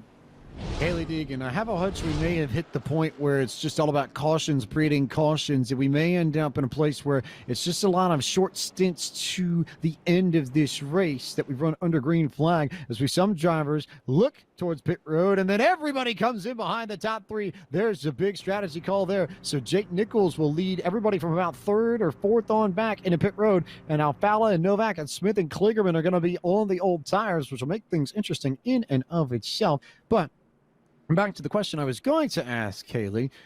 What do you throw to the wind when you know everybody's going to be crazy, but at the same time, you still have about 30 laps to go? This one's a hard one. I'd say if we're lucky here, we might get another long green flag run, but these cautions, it's just one after the other, and I think it's just going to keep getting worse with coming to the closing home stretch of the race. But I think you'd have to play a little riskier move, maybe. Man, if you stay out, you're going to be on old tires, and I feel like you're just going to get freight trained. Coming in, I feel like right now would be a good idea to get tires. These cautions, I feel like are just going to be breeding more cautions, and so I feel like tires was a smart move. I have a feeling it's going to be very interesting when we consider how many drivers came in. It was about the top 10 or 15 from about 4th on back who came in, and then some of the drivers who were in the middle of the pack that stayed out. But Ryan Vargas, we're in turn 3 and turn 4 in lap 68, and I know you've got a whole bunch of nice things to say about this race.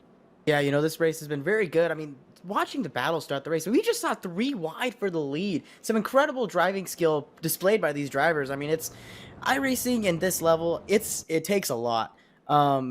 It's so hard. I mean, knowing me, I am not a good iRacer, so seeing these guys sitting at 3 and 4 wide, really driving it in hard on each other, it impresses me. And honestly, I'm sitting in my chair right here trying to keep quiet because this has been such a nice race, and I mean, I've just been enjoying it. It's been such a great race, and these guys have been putting on a show. I do want to give a big shout out right now.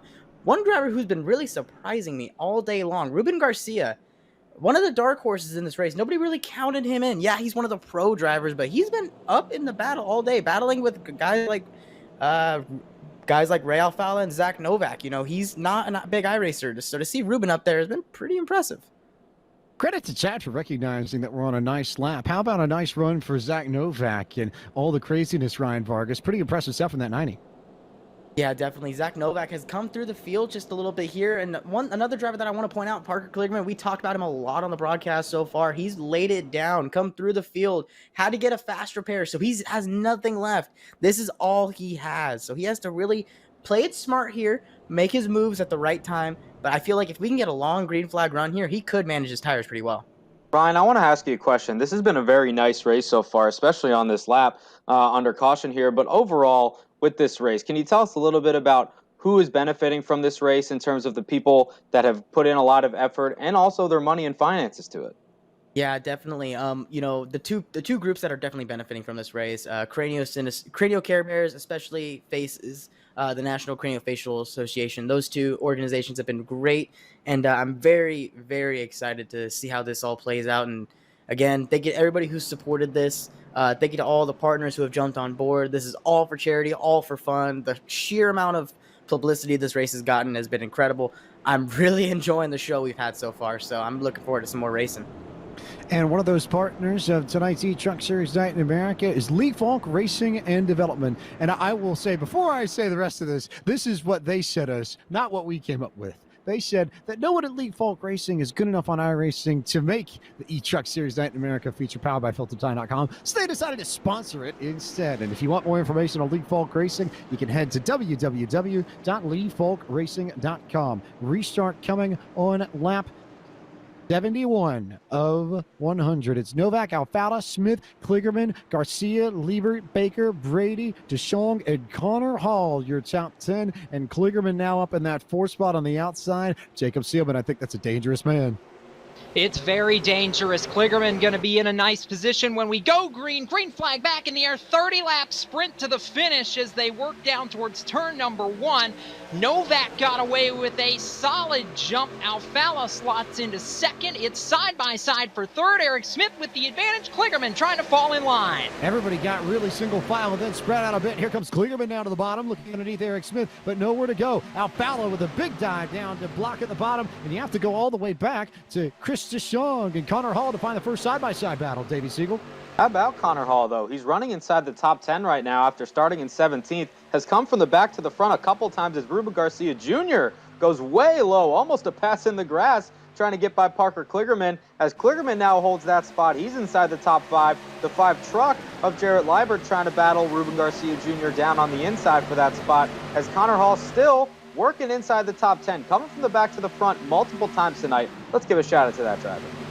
Really big run for Connor Hall here. Really big run for a lot of these drivers. Really big momentum for Eric Smith coming out of 4, who will look to try and get around Ray Alfala and take second. And everybody down on the bottom now, they're all trying to block, starting with Zach Novak and then coming through the rest of the field. And Kligerman now, Jacob Seelman, is alongside Jarrett Liebert for that P4 spot. Kligerman working on Liebert, trying to take 4th away. He's to the inside, Liebert to the outside. They're about 2 by 2 all the way back from there. Up front, 3 truck breakaway. Novak, Alfala, and Smith. Novak a truck length in hand. Smith looking on Alfala, but he falls back off turn 4. Smith had the chance and now really didn't get the greatest of runs off of 4 at all, Davey Siegel, so he slips back a little bit further. Meanwhile, Liebert has cleared Kligerman, and it's now the 57 of Max Brady, who we haven't spent much time talking about in this race so far, but all of a sudden, here comes Brady on the top side, Davey. James, either Parker's truck has fallen off a little bit or the outside line, or at least the middle line, is seem to be taking some shape right now, because you see the 5 and the 57 get by Parker Kligerman with relative ease, to be honest with you. So either Parker is not having a good handling truck at the moment, or the outside line may be taking a little bit more rubber at this stage of the race with almost 25 laps to go. And Parker's falling back a little bit, but Novak up front right now, just a little bit over Ray Alfala, Eric Smith, and Jarrett Liebert in tow. Haley Deegan, what do you think of that theory about the outside lane rubbering up and becoming a little bit more viable towards the end of this race? And is it something that you try if you're up in the top 5 trying to work your way towards the front? Do you go up there now, or do you wait a little bit to see if it checks out? I think you wait a little bit. I think we're definitely expecting some cautions to come here towards the end, but those old tires, you see, you're starting to get freight trained back a little bit with a few guys that have used them up a little bit more than the others. So I think that we're just going to see how it plays out, if we have some cautions coming up or if this goes green. Oh, we'll have cautions, don't you worry. We'll see. We can count on that. We'll see if it pans out. It might well start around Parker Kligerman, who is making the rear of that 77 as wide as he possibly can, and I think he got into the 88, Jacob Seelman, because Ruben Garcia already is about 3 or 4 lanes up the track. Here comes Kligerman. Here comes the 26 of Tyler Gary. That battle from about 7th on back is on. Kligerman has been fending off the hounds the last few laps, but Ruben Garcia, Tyler Gary, Kenny Brady, Oliver Cordell, all back there, all trying to make a way through. Kligerman on the bottom of the racetrack, trying to hold pace the short way around. Meanwhile, up front, battle for the runner-up spot. Eric J. Smith has caught Ray Alfalla. He's within a truck length. The two trying to defend off turn 4. One truck on the wall. A little bit further back out of turn 4. We'll see if we get a yellow flag. Nothing yet. Meanwhile, here comes Eric Smith and that big green egg Carolina Simworks Chevy Silverado racing the virtual racing school Chevy Silverado of Ray Alfalla. Those two nose to tail, and Jarrett Lieber just waiting in the wings, trying to see who will make the move and who will falter first, to see if they give Lieber any sort of opportunity whatsoever to maybe get third, maybe get second. Davey Siegel. You know who's loving this? Zach Novak. He had about a 1/10 of a second lead 2 laps ago. Now it's almost up to 4/10 of a second. That's because Ray Alfalla and Eric Smith have been battling side by side for the second spot. But now Alfalla is able to clear the 28. So Novak is being reeled in just a little bit by Alfalla as they go down to the backstretch. We got 20 laps to go this time by. 20 laps to go forthcoming, and as we see these drivers flying under green, we'll remind you that tonight's broadcast of eTruck Series Night in America is brought to you by Worldwide Technology Raceway. Experience the excitement at Worldwide Technology Raceway with the NASCAR Gander and RV and Outdoors Truck Series on Friday, August 21st, and the NTT Data IndyCar Series Bommarito Automotive Group 500 on Saturday, August 22nd. For more information on Worldwide Technology Raceway, call 618-215-8888 or visit www.raceway.com. Haley, it looks like if Parker Kligerman's going to get up and win this race, he's got to do it sooner rather than later, and he's stuck in 8th. What's going on? Man, I don't know. I don't know if we need caution here to kind of let him get back up on the wheel, but oh man, that's looking a little sad from my end over here. Well, it's just all about the tires that he didn't take. That's the difference in all this. A lot of these drivers behind him are on 6 or 7 a lap on the tires as Kenny Brady goes around up into the fence. The 54 hits the wall hard, and the yellow flag comes out again, and that absolutely just saved Parker Kligerman's chance to win this race. No doubt he'll come down pit road for tires now, Jacob Seelman.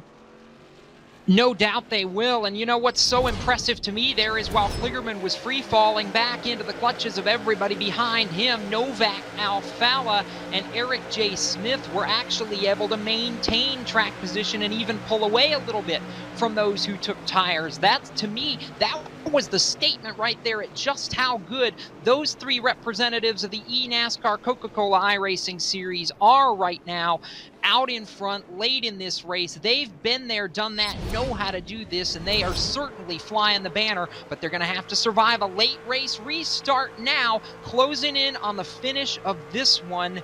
You know, Novak nailed the restart last time by. He's going to have to do it again. How about a wild ride from Raja Caruth and the 6 machine as we see what happened from his perspective. Everything just sort of played out in front of him, and he got down to the inside pretty quickly and just said, you know what, I'm just going to slide down into the grass and make sure I don't wreck my car, and then I'm going to run into the back of Kenny Brady. He just tried to get around him and didn't have the banking to slow down in time, so Caruth slides into the grass and is just stuck. Coming on the pit road now, Parker Kligerman. I was debating whether he'd stay out and if he was saving tires or not, but he's coming in for service on pit road with pretty much the rest of the field, James. Everybody down to pit road now. I think the big question is, Jacob Seelman, if we get another yellow flag in these final 20 laps, do you come down pit road again for tires, or do you stay out and want the track position? Ooh, that's a really tough call. I think the top 3 prove track position is very important, and I think that's going to be the key. I think this is it as far as tires. If you're in a top 3 or 4 running position, I think you've got to maintain the track position to the finish. Clean air. Zach Novak just proved it. Once you can get out front, you can pull away and at least gap enough to maintain. So, yeah, I think for the front runners and those who think they can win this race, this is it right here as far as tires. This could be it. It could not be it. Who knows? Is this it? Good question. Also, great strokes. As we Take a look. You can see how quickly Smith, Alfala, and Conti got off pit road, and Jake Nichols. Those four take 2 tires. Everybody else on 4. So Haley Deegan, more strategy with the tires. Not the first time we've seen that theme pop up tonight. Is it the last time, and or does it make the difference in the end? I think it will. I think it's at the end of the day, it's going to come down to tires and how many cautions we have and what plays out there. But I think it's definitely, this is about to get dicey. We're not seeing the end of the cautions here. Over under 2.5 more cautions. I'm hammering the over. Over 110%. The one thing that you could probably bet on right now in Las Vegas, given the state of all the casinos, but everybody all lined up and lights still on the pace car, which gives us the chance to remind you that tonight's broadcast of eTruck Series Night in America benefits Cranial Care Bears and FACES, the National Craniofacial Association. Both nonprofits are dedicated to supporting those affected by craniosynostosis and so many of the other related incidents. And if you want more information on Cranial Care Bears, you can visit cranialcarebears.org. And if you want more information on the National Craniofacial Association, visit faces-cranio.org. All go into a good cause. Ryan Vargas talked about it a little bit earlier. And Ryan, but we bring you in here for a little bit just to see your take on the strategy here. The 2 tires, 4 tires. It's one that I think would divide chat up pretty well. What's your take on what these front 4 have done compared to everybody else who got the 4 fresh tires? I think they're going to be sitting ducks right here. I mean, say if we do have another long green flag run, I would say even if we have a 5-lap green flag run, they're going to be sitting ducks. This place eats up tires faster than I eat tacos and chicken nuggets. So I'm going to say this right now. It's going to be a very fierce fight up front, trying to maintain that track position while also trying to worry about those guys behind you charging through the field. Chicken nuggets and tacos. Wait, Ryan, are you from California? Maybe. Breaking news. I mean, yeah, breaking news, guys. Breaking news. Absolutely. Just never.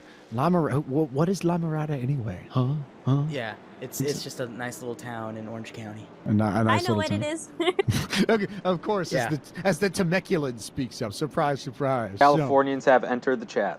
Exactly. The Californians and the Michigans have taken over this booth, and I'm out here holding the fort down for North Carolina. But we have Petey Pablo, so we get to take our shirts off and twist them around our head and spin them like helicopters, which is kind of cool. So Yeah, that works out. I mean, you have at least you have something. we have It's a something. great visual as we come to the green. Exactly. Yes, thank you. Everybody needs to see that, no question. As the lights come off the pace car, 86 laps is going to be what we come back to when we get the green flag. Eric Smith, Ray Alfala, Michael Conti, Zach Novak, Jake Nichols, Jarrett Liebert, Max Brady, Tyler Gary, Parker Kligerman, and Oliver Cordell into the top 10. We haven't called his name all that much tonight, but beginning to peak when you need to. But watch Smith, Alfala, Conti, and Nichols in particular. The front 3 and then the car in 5th. Those 4 all on old tires and 2 tires, everybody else on 4, and how they stack up or don't stack up in this could determine everything in this race. As we go green flag racing once again, and Eric Smith leads them off. Looks like Conti didn't get the greatest of restarts. Here comes Ray Alfala to the inside. Jacob Seelman. It's an eNASCAR Coca-Cola iRacing Series lockout at the front of the field. Top 5 were all Coke Series drivers coming back to green. Top 3 will lead them off turn 2. It's Eric J. Smith. It's Ray Alfala. It's Michael Conti falling back, but it's all Smith for the lead. Here comes Alfala, though, looking to the inside. They all went down to the inside and just went full send to try and take away their spot. And in trouble may be Ray Alfala. He got tight off the corner, and maybe, just maybe, you've got room if you're Zach Novak to try and make something happen. And maybe if you're Eric Smith, Davey Siegel, you're just in love with all of this because they're all trying to kill each other behind you, and you've got clear racetrack in front of you. Took the words right out of my mouth, James Pike. Eric Smith is loving this, especially with almost 10 laps to go. You want things to get dicey behind you, as they do. Ray Alfala went down to cut off the 90 of Zach Novak, almost wheel hopped a little bit, but now Novak gets to the inside of Alfala. They're drifting up the racetrack. Novak down on the inside, Alfala on the outside. They're 3 wide behind him. As Jake Seelman said earlier, they were leaning on each other. They are bouncing off each other, literally down the back straightaway. As Novak made contact and one truck into the wall, hard in turn 1 and 2, and the yellow flag is out again. Chris DeShong was the one, the Central Florida driver. I know Brad Perez and company of the Central Florida chapter of the SCCA, loving to see this 44 of this race. Don't love the fact that he goes around. He got a little bit of help and spins around in the corner, got some contact from Jake Fisher in the 84, and goes up into the wall. And now this is where the strategy comes in, because you figure it could be short runs, it could be costings to the end of the race. Do you pit or not Haley Deegan now that the choice is forced in front of you? Oh man, do you risk it? Man, I'd say if you are in the top 5, do not pit. But I don't know. I could be wrong. I'm gonna watch me be wrong here. Got to risk it to get the biscuit. That's what I say. And also, according to Larry Mack's race notes, we will have more cautions. That's all. Probably. Hey, James, I'm going to add to this. I think what we just saw on that last restart there, Parker Kligerman had 4 tires and got bottlenecked back. He rides 10th right now. I don't think you can take tires because it's so clogged up that the leader or the top 2 are going to get gone, and we're only going to have about 9 laps of green flag racing. I say 9 laps of green flag racing optimistically when we go back under the restart. So there's not enough time, I don't think, if you pit at this point to get fresh tires and get back to the front, unless of course they all wreck. And it would seem that everyone agreed with you. The first car to come down pit road, Gary Sexton in 16th. The top 15 all stayed out on those fresh tires they picked up on this caution before last show. Everybody wants the track position. Nobody wants to lose any of the spots that they've gained, but you might need the fresh rubber if you're a little bit further back, Davey Siegel, to make the move. And do you think you might be regretting it if you're sitting somewhere in 12, 13, 14, 15?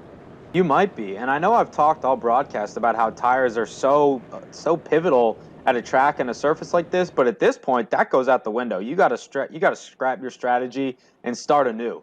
We've seen what tires can do on the long green flag runs. Parker Kligerman did it slowly and methodically. But at this point in the race, when we're going to have about 9 laps to go and we take the green here in a second, if you have track position, you are in a better spot than if you're running around 15th or so with fresh tires. You need track position to win this race. And I think guys in the top 5, maybe the top 7, 8 or so, those are going to be the ones that have the best chance to do it.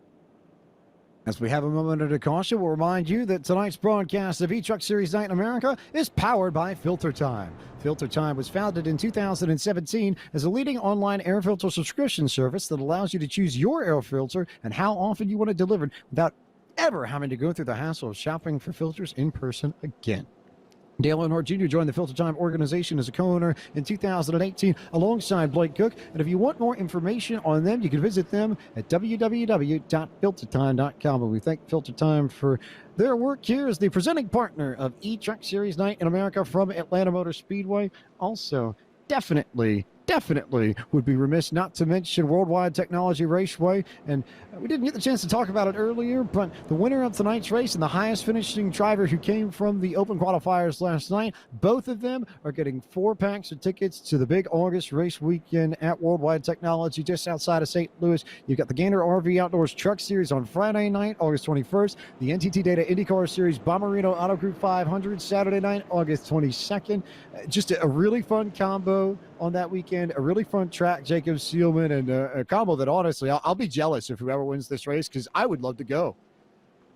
I think we all would. It's a very fun combo, and as you mentioned, it's going to have no shortage of entertainment when we get down there. So the again, the tickets go to the overall race winner, and then of course the top the top open entrant from tonight's race that had to race their way in. This is anybody else's nerves up, or is it just me? Because I'm sitting here on the edge of my seat, about out of my seat, waiting for this, and it's going to be an 8-lap dash to decide this one, and I don't think we still know what's going to happen.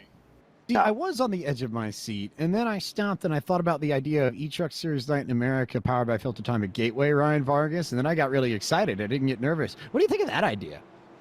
You know, I am totally up for the idea. I know Chris Blair has been a very big supporter so far of this whole event coming together, so definitely stay tuned for some things possibly in the works going on there. I like that, though. Get Chris Blair, and shout out to fellow Belmont Abbey College graduate Madison Baber, who runs the social media for Worldwide Technology Raceway. I know they're watching, so hello to our friends at WWTR, and we'll look forward to seeing the 2 people who come away with tickets to this race out at your facility towards the end of August, and we'll wait to see who who wins this race. We've got 3 green white checkers, but we've got Eric Smith, Zach Novak, Ray Alfalla, Jake Nichols, Tyler Gary, Jarrett Liebert, Michael Conti, Max Brady, Oliver Cordell, and Parker Kligerman. Your top 10 restart to come on lap 93 of 100. We may make it to the end. We may get some cautions. Nobody really knows what's going to happen. All we can do is sit back and watch this restart as Eric Smith is the control car and waited a pretty long time before he took off and got a good one on Zach Novak, who will drop down immediately in front of Ray Alfalla. So those first 3 in line once again. Meanwhile, Jake Nichols on the outside there of the 24s. They fan out big time in the turn behind them, Jacob Seelman. I think that's the best that Novak hopes for right there. Be able to slide down into second and run Eric J. Smith back down. He's going to try to do that off turn 2. Novak trying to keep the momentum up. Looking high in turn number 3. All the way around the outside now. He drops down into the middle of turns 3 and 4. Novak with some momentum as Smith goes up to block it out. Fella's there behind them. Look at the top side once again. Zach Novak from Richmond Raceway Esports making it happen in the number 90 truck. That Toyota Tundra looks quick on corner entry, but can he stick up there enough and get the 28 loose, or will the 90 get tight? Navy Seagulls. Kligerman gets a bump and slides into the wall a little bit further back.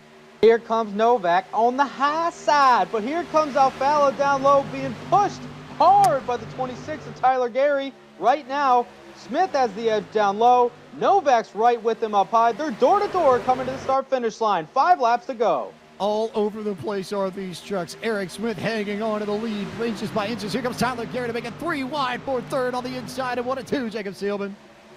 3 wide for third, still 2 wide for the lead. They're wheel to wheel coming off the exit of turn number 2. Zach Novak holds it on the outside lane. Eric J. Smith down to the bottom, and I think Novak may be able to clear him by the time they get off turn number 4. Yes, he will. Move Novak to the point as Ray Alfalla battles Jake Nichols for third. Outside power there, Haley Deegan, getting it done with the momentum all the way up top. Are you a believer in that outside lane now? Speechless. That's the answer. As Zach Novak continues to lead this group, and 5 laps to go here in Atlanta. Jacob Seelman, what can Eric Smith do to regroup? What can Tyler Gary do to get around Ray Alfalla? Oh, I don't know. If Eric J. Smith is going to regroup, he's got to do it now. Novak's out to 3 truck lengths. Meanwhile, the 26 of Tyler Gary, the 2 of Ray Alfalla, they're side by side. The 5 of Jarrett Liebert is there 2 by 2 for 2 rows. That's the battle for 4th, 5th, 6th, and 7th. Novak leads by a quarter second. Here comes Jake Nichols in the 24 with the run. Will he go to the inside? Yes, he will, to try and get a nose underneath that 28 machine. So it's Nichols and Smith, and this is everything Zach Novak wants to see, Davey Siegel. The last thing Novak wants to see is a caution flag to come out right now as he works his way out of turn 4, coming to 2 laps to go at eTruck Series Night in America, powered by FilterTime. Novak up front, Smith second, Nichols third, Alfalla fourth, and Liebert in 5th. 0.45. Can't do the decimals, but 4/10 of a second lead that Nichols has got to catch Zach Novak by if he wants a shot. 2.5 laps to go. All Zach Novak in the 90 here. Jacob Seelman through turn 3.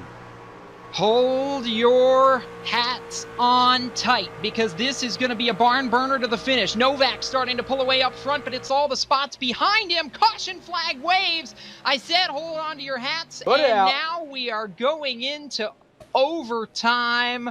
Oh my.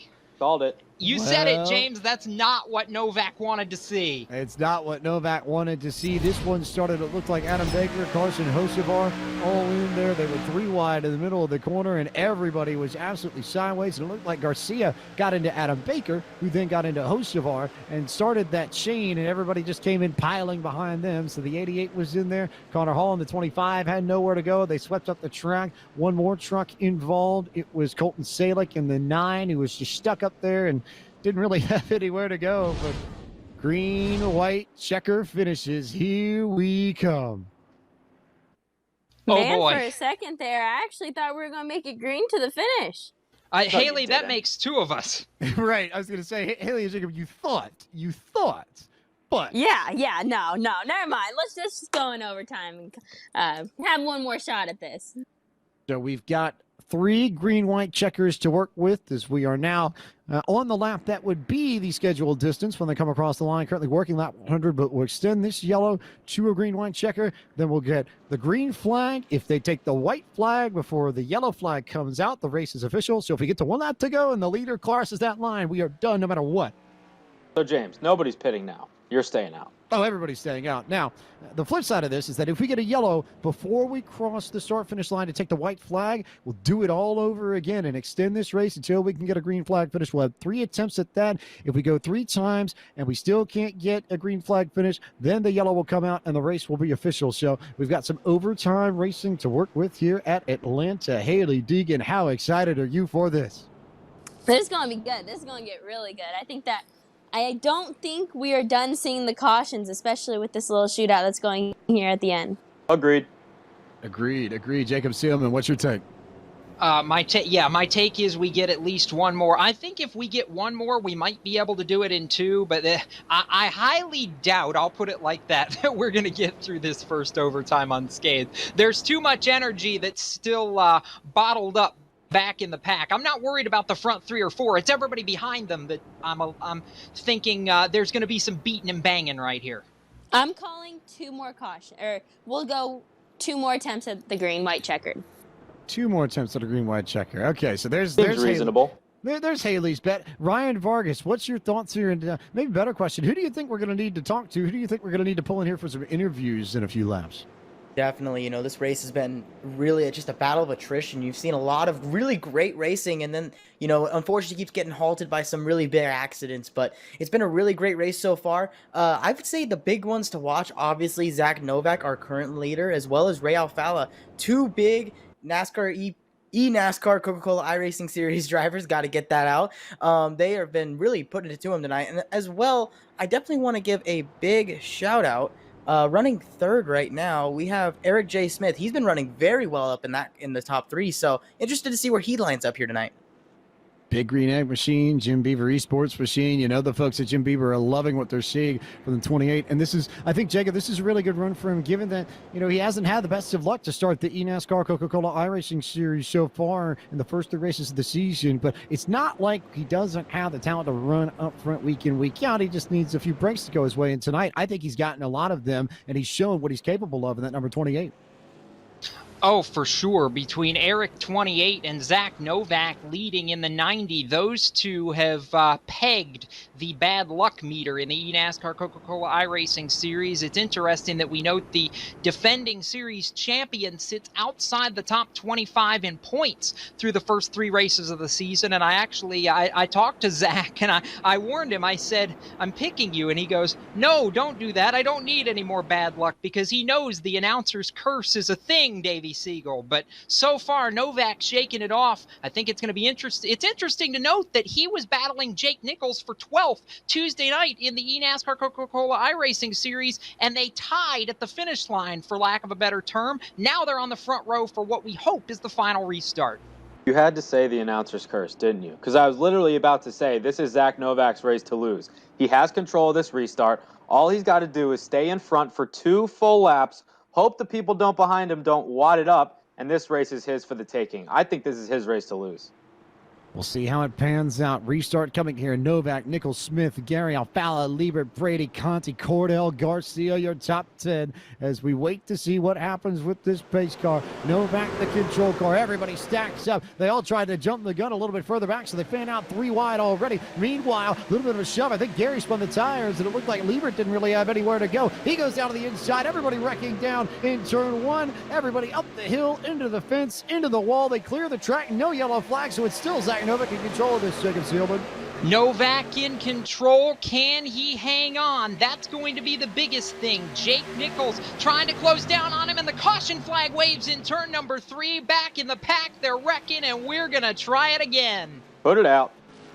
Green, I white called checker. it. Yeah, I was about to say, you did call it, Haley. Green, white checker number 2. And there were about 2 or 3 incidents trying to roll back and see what happened to actually bring out the yellow flag. And I believe the answer to that question may have been the 91 of Dalen Carr himself, one of the presenting partners of tonight's race. But just stuck. He lost it in the middle of the corner. And just got on the gas a little bit too much coming out of two, slid down to the apron, came back up, was stuck on track. And usually when someone sits in the racing groove like Barr does, whether or not there's anyone around them or not, it will bring out the caution flag in this race. And so it is, so it has, as Barr brings out the yellow, and we go back to yellow flag conditions and green, white checkers once again. You hate to see it. You really do. One thing I do want to mention, we have 3 attempts at our green, white checkered finish here. So that was attempt number 1. We have 2 more tries at this. Will we max that? I don't know. What do you guys have to say about that? At this rate, yeah. You think at this rate, Haley Deegan, do you want to change your bet here? You said 2, so this one will be the last one. Are we going all 3, or are you hanging in? Man, I might be changing my bet to 3, but you know what? We'll keep it the same for right now, because I'm hoping we're going to get out on the second attempt.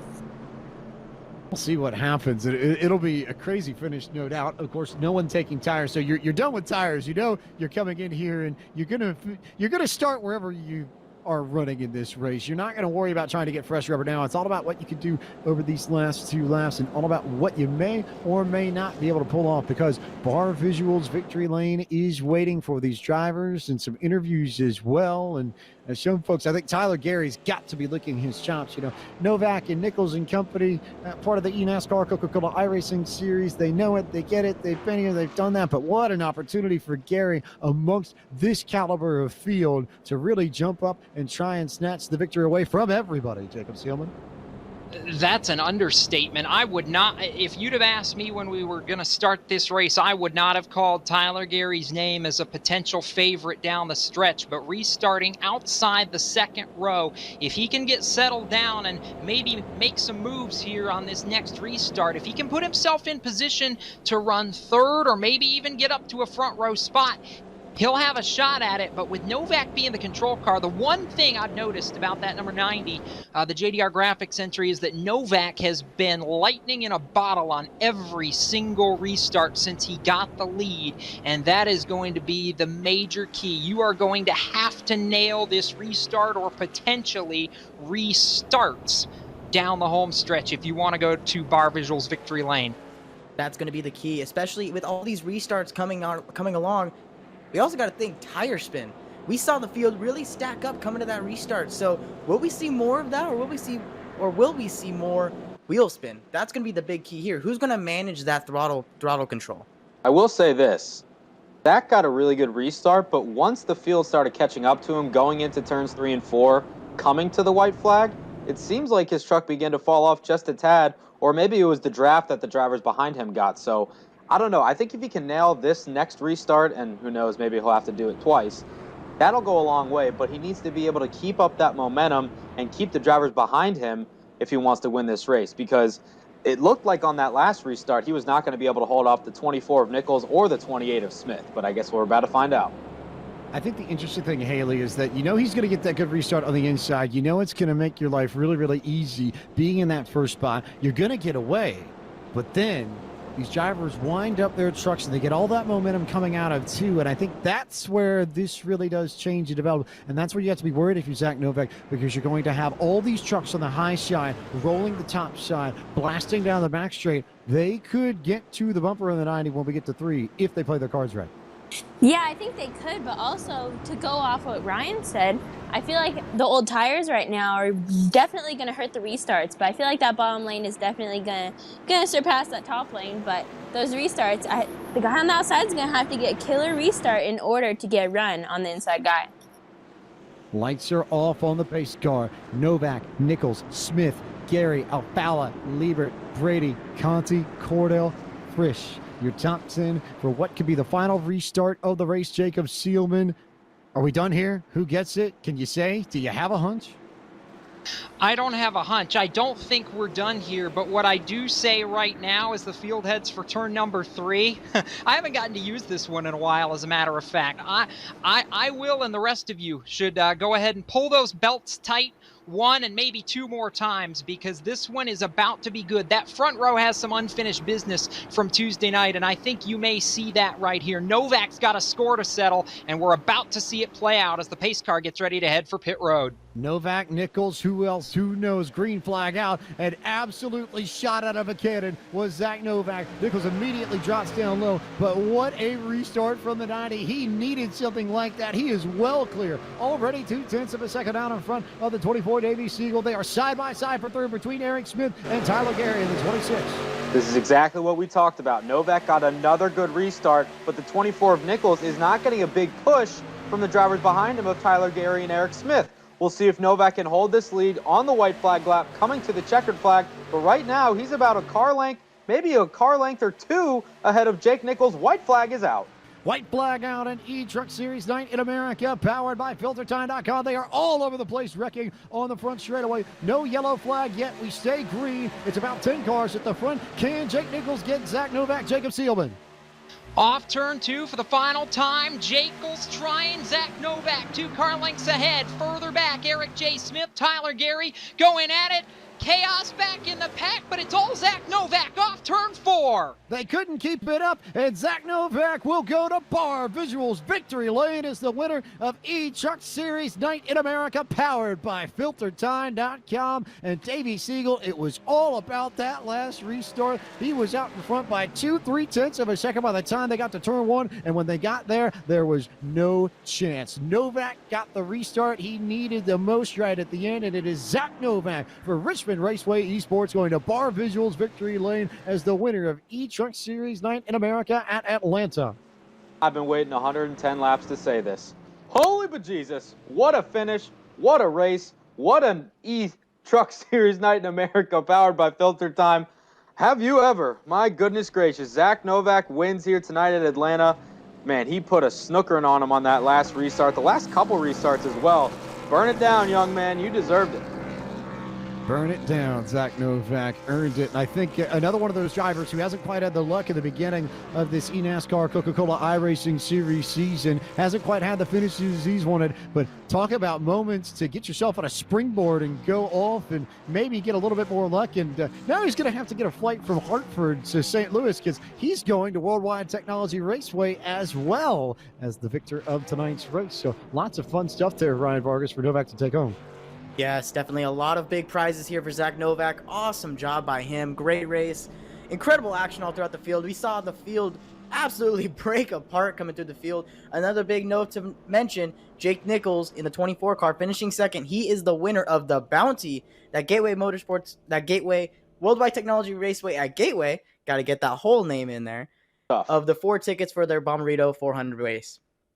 Bommarito 500 kilometers. 500. Kilometers. Oh, That's right. Where's Holy Justin bejesus. Where's Justin Prince when you need him? Somebody who actually works with the metric system on a regular basis to make sure that you get absolutely drilled in there. But hey, we'll take a moment to go through the full field rundown and tell you where your favorite driver finished, starting with Zach Novak in the 90 machine, who gets those tickets to Worldwide Technology Raceway Gateway, and will get the $200 donated to the charity of his choice, courtesy of Worldwide Technology Raceway and Carolina SimWorks. It was Jake Nichols who came home in second. Ray Alfala finished in the third spot. Max Brady came home fourth, and Oliver Cordell was fifth. Sixth was Jacob Fisher. Michael Fritz came home in the seventh spot. Eighth was Eric Smith. Tyler Gary finished in the ninth spot, and Michael Conti rounded out the top 10, Jacob Seelman.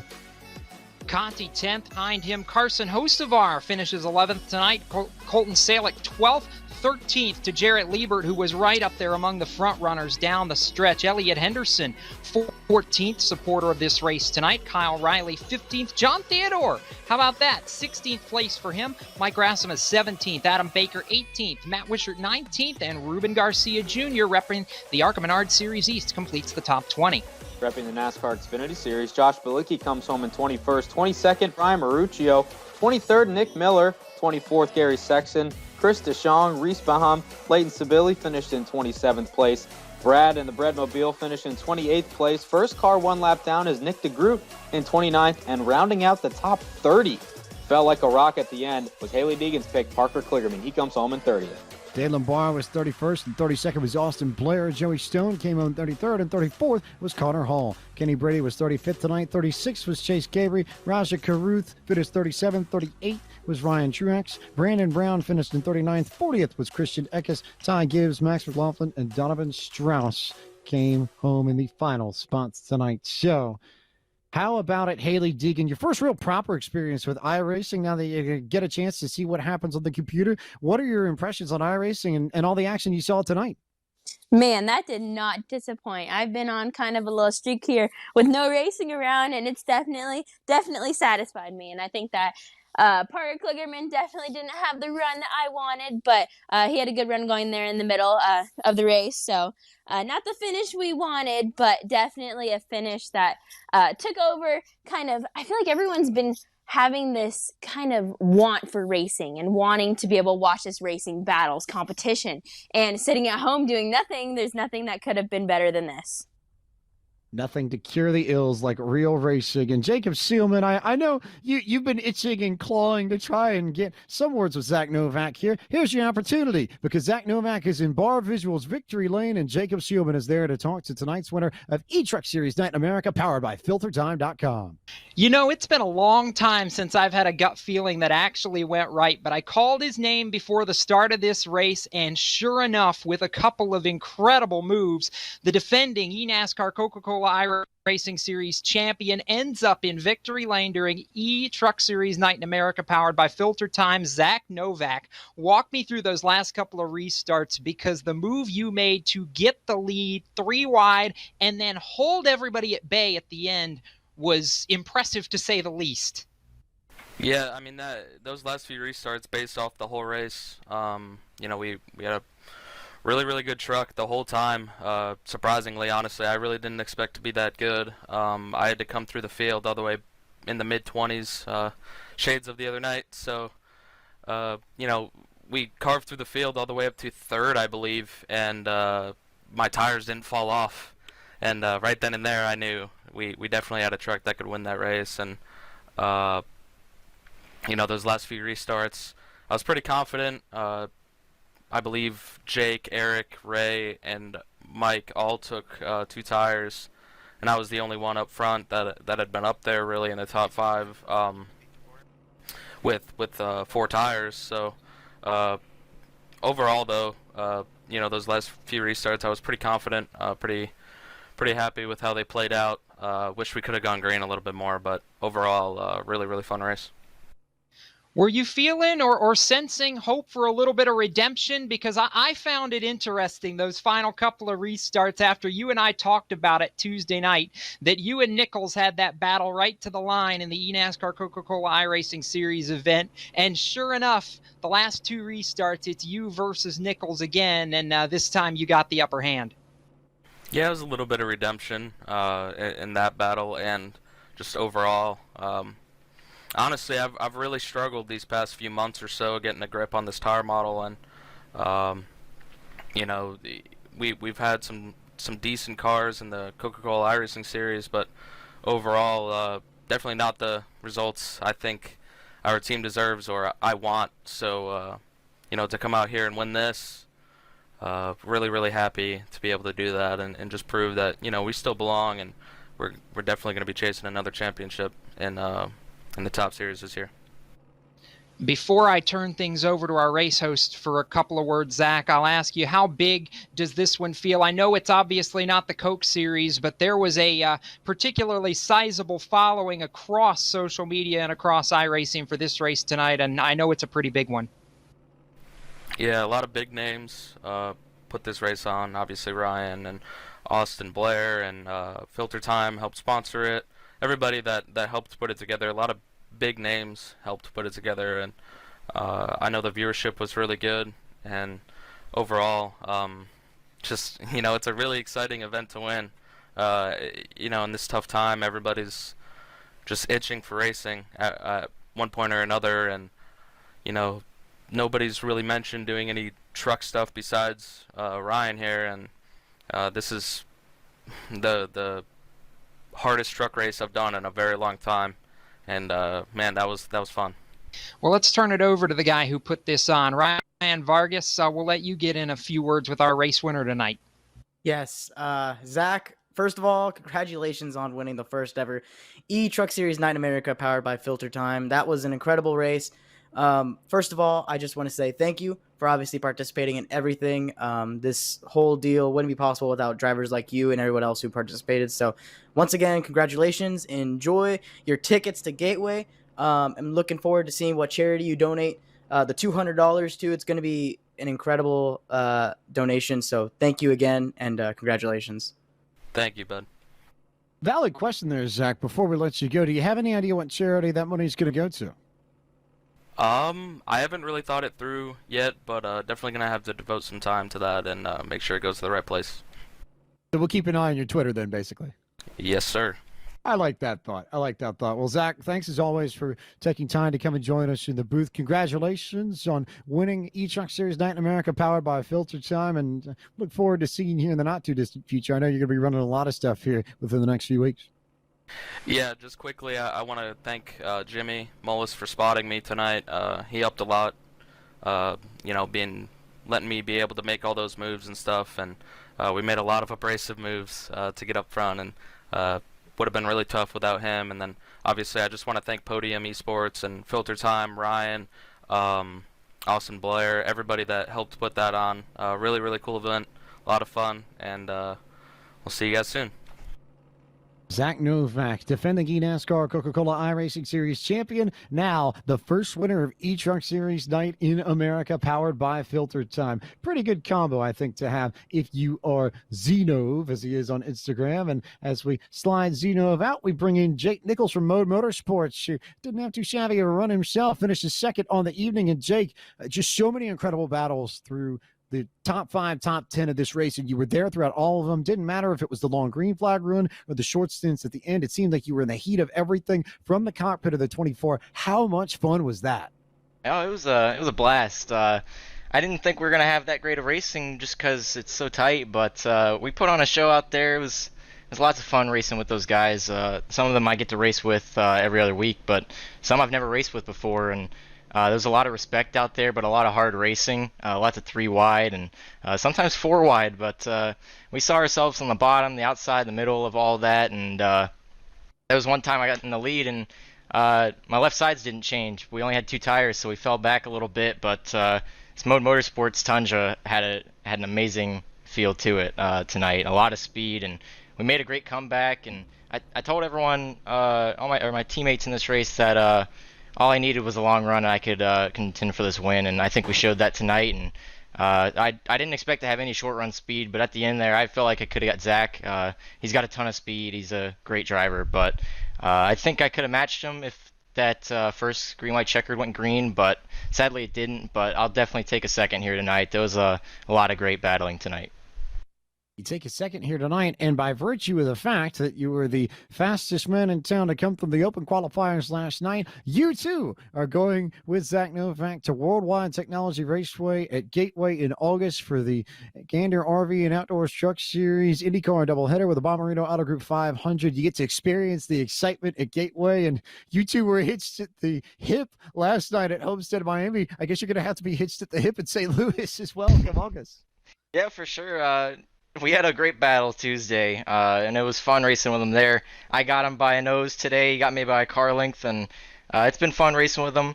We've always had great battles, and tonight showed that as well. And I wish there was another lap, but it'll definitely be fun going there. It's going to be a fun show, that's for sure.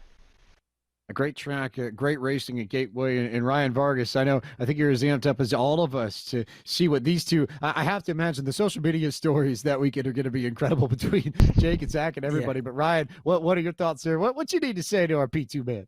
Yeah, I mean, first of all, you went through all the open races, all the rounds of qualifying. You were part of the 300 drivers that had to be shrunk down to 20. That took a lot of work in itself. Explain to me what it was like coming through all those rounds, racing with all those drivers, and having to make it into this race to finish as good as you did. A lot of nervousness, because you never know when something could go wrong, and you finish one spot too far back, and you're out. So thankfully I had a teammate with me, and I think 1 or 2 of those races, and everything worked out perfect. We finished really good in all 3, and stayed out of trouble, and just really hope for green flag runs. Like I said earlier, I felt like I was really good on long run speed, and even though those races were a little short yesterday, we did kind of get that a little bit, so I could just maneuver my way through. But it was a lot of tough competition to have to fight and call for positioning there. But thankfully, we did that and made it to the show tonight and had a great race. Definitely. Well, congratulations on your great finish, and congratulations on winning the bounty from Worldwide Technology Raceway at Gateway. Really looked forward to having you out here, and hopefully I could see you next time when we put one of these events on. So thank you again, man. Thank you for putting this on. Thanks. Jake Nichols finishes P2 this evening, and have a feeling I know where we're going with the next eTruck Series Night in America. But we now turn it to Davey Siegel, who will get to chat with another one of our eNASCAR Coca-Cola iRacing Series group of drivers. Ray Alfala from Virtual Racing School comes home in P3, and Ray is with Davey. That's right. Mr. Four-Time comes home P3 today in the 2 truck. Ray, I know you've done this a handful of years. This is not your first rodeo. What was it like, though, being a part of an event like this, given the circumstances and 300 drivers trying to compete for a spot in this race, and you coming home with a solid finish? Had to be a fun night for you. Yeah, man. I mean, first of all, just big thanks to Ryan and FilterTime and everybody that rallied behind and put this together in a relatively short amount of time. So I know I've done some racing organizing in the past, and I know it's a hassle. So thanks a lot to Ryan for a good job there. And yeah, it was just a fun race. We the setup was on the tight side, so you had to drive it a specific way, and it could be frustrating sometimes. But then the track would rubber in, and it would change a little bit how it drove, and tire conservation came in there, and we were close to winning it, but we kind of called the wrong tire strategy there at the end, and Zach got all of us. That's what I was going to say, because there seemed to be a lot of tire conservation that went on tonight, but also some varying pit strategy with drivers taking 2 and drivers taking 4. It seemed like more times than not, the drivers that took 2 fell back in the pack, if not immediately, pretty soon after the restart. Was it pretty much a tire conservation game for you tonight? And was it, in your mind, 4 tires every single time because you needed that fresh rubber? Yeah, I mean, but some people took 2 tires and did pretty well. So it's hard to say. It's all about how many people take 2 with you. When right there at the final pit stop when I took 2, I thought more people would take 2, but Zach restarted like in the top 5 with 4 tires, and it was immediately obvious that we had way less grip than he did. So at that point, we were just trying to survive and see if the leaders would mix it up and wreck a little bit, which they kind of did, and we had a good battle there to the finish with Max. So I don't know. I thought it was overall a very entertaining race. I can't wait to go watch the broadcast with all my buddies, and it was just a good time, especially with everything that's going on with the virus and everybody home, and people. It's been a hectic week in more ways than one. I know it kind of comes down to the end there in terms of circumstances and which lane you're in, which lane you're not in. But do you think on the final restart, looking back on it now, is there anything else you maybe could have done differently to try to get the victory?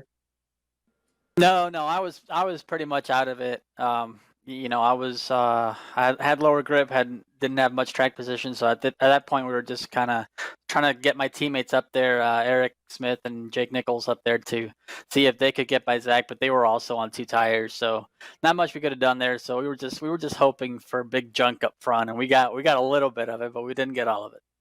Well, Ray, thanks for joining us tonight. 3rd place run for you. I'm sure we'll be seeing you down the road. We'll be seeing a lot of you here probably in the next 2 or so months. Thanks for joining us tonight.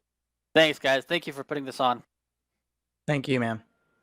Ray Alfala P3 tonight in the inaugural eTruck Series Night in America powered by FilterTime event at Atlanta, and just a really entertaining race. I think you do so many of these, and sometimes they go ho-hum, and sometimes they just sort of slide in, and it feels like another race. This, I think, Ryan, was not another race. This absolutely had action all over the place. Trucks 2 and 3 wide, everybody sliding around, fighting for grip. They just couldn't figure out how to get a total grasp on it the whole way around. But that's what made it interesting. That's what made it fun. You never knew what was coming next until that incredible restart from Zach at the very end. I'll tell you what, my heart was just about beating out of my chest half of that race, especially during these crazy restarts. Like I mentioned earlier, there were 3, 4, sometimes even trying to peak 5 wide. It was absolutely insane racing all race long. We had a couple big accidents, but all the way around that, we had some incredible racing. These guys displayed some incredible talent all night long. Definitely big shout out to two other guys who came in through the open, Jacob Fisher, Michael P. Frisch. Those guys are another real good drivers. And it was just such an incredible event. And I mean, again, thank you to everybody who, tried out to make the race. Thank you to everybody who made the race, who competed tonight. It was an unbelievable event.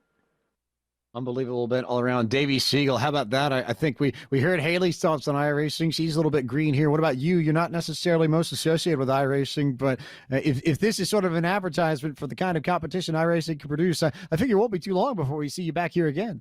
Oh, I'd love to be back, and I'm sure I'll be watching just like everybody else across the country and across the world on Sunday on FS1 for the big time race with the big boys and the big gals. But yeah, I had a great time tonight. I mean, I've watched the racing that's gone on this past week, whether it was on Tuesday night or Sunday night, and I'll be definitely watching some more in the next couple months, as I feel like we're going to be seeing a lot more of this, and I hope that we'll be doing a lot more of this as well.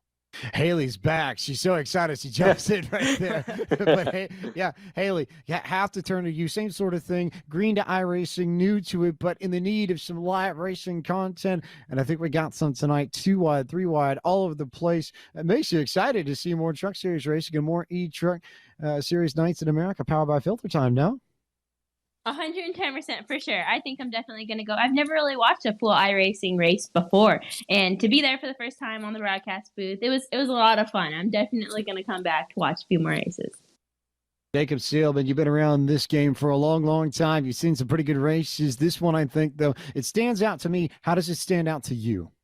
Ooh, it stands out to me that we certainly saw the cream rise to the top at the end, James, and I think we expected that with a sweep of the podium by the Coke Series regulars and arguably the favorites. But when you dig a little bit deeper, really what stands out is how many of the non-notable names were able to race with the pros all night long and mix it up. There were battles all over this virtual Atlanta Motor Speedway from front to back. It was thoroughly entertaining, and beyond that, the effort that went into it and really the response from the community that went into it. Ryan Vargas, your guys, you, Austin Blair, everybody that went into making this possible. I think that to me is what's most memorable about this, and I will say it, I think for all of us here in this booth, congratulations on an incredible run, and I hope it's the inaugural of more eTruck Series nights in America. There we go, I'll get it straight. Yeah, trying to put the letter E in front of everything definitely gets a little confusing, but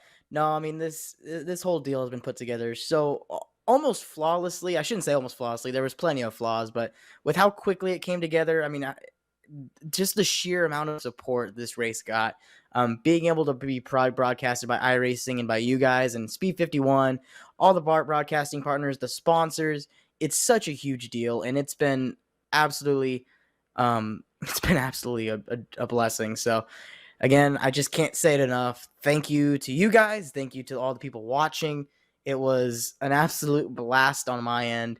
Definitely not the easiest thing in the world. This race promoter thing, I'm going to have to wait a few years before I take it up as a full-time gig, but definitely enjoyed my time. And big thank you to Austin Blair and John Paul I can't say his last name, but Paul Marion. See, you know it. And I've known John for like a year and a half now, but big shout out to those guys. They've busted their tails and they've done a great job. So it was a great event all around.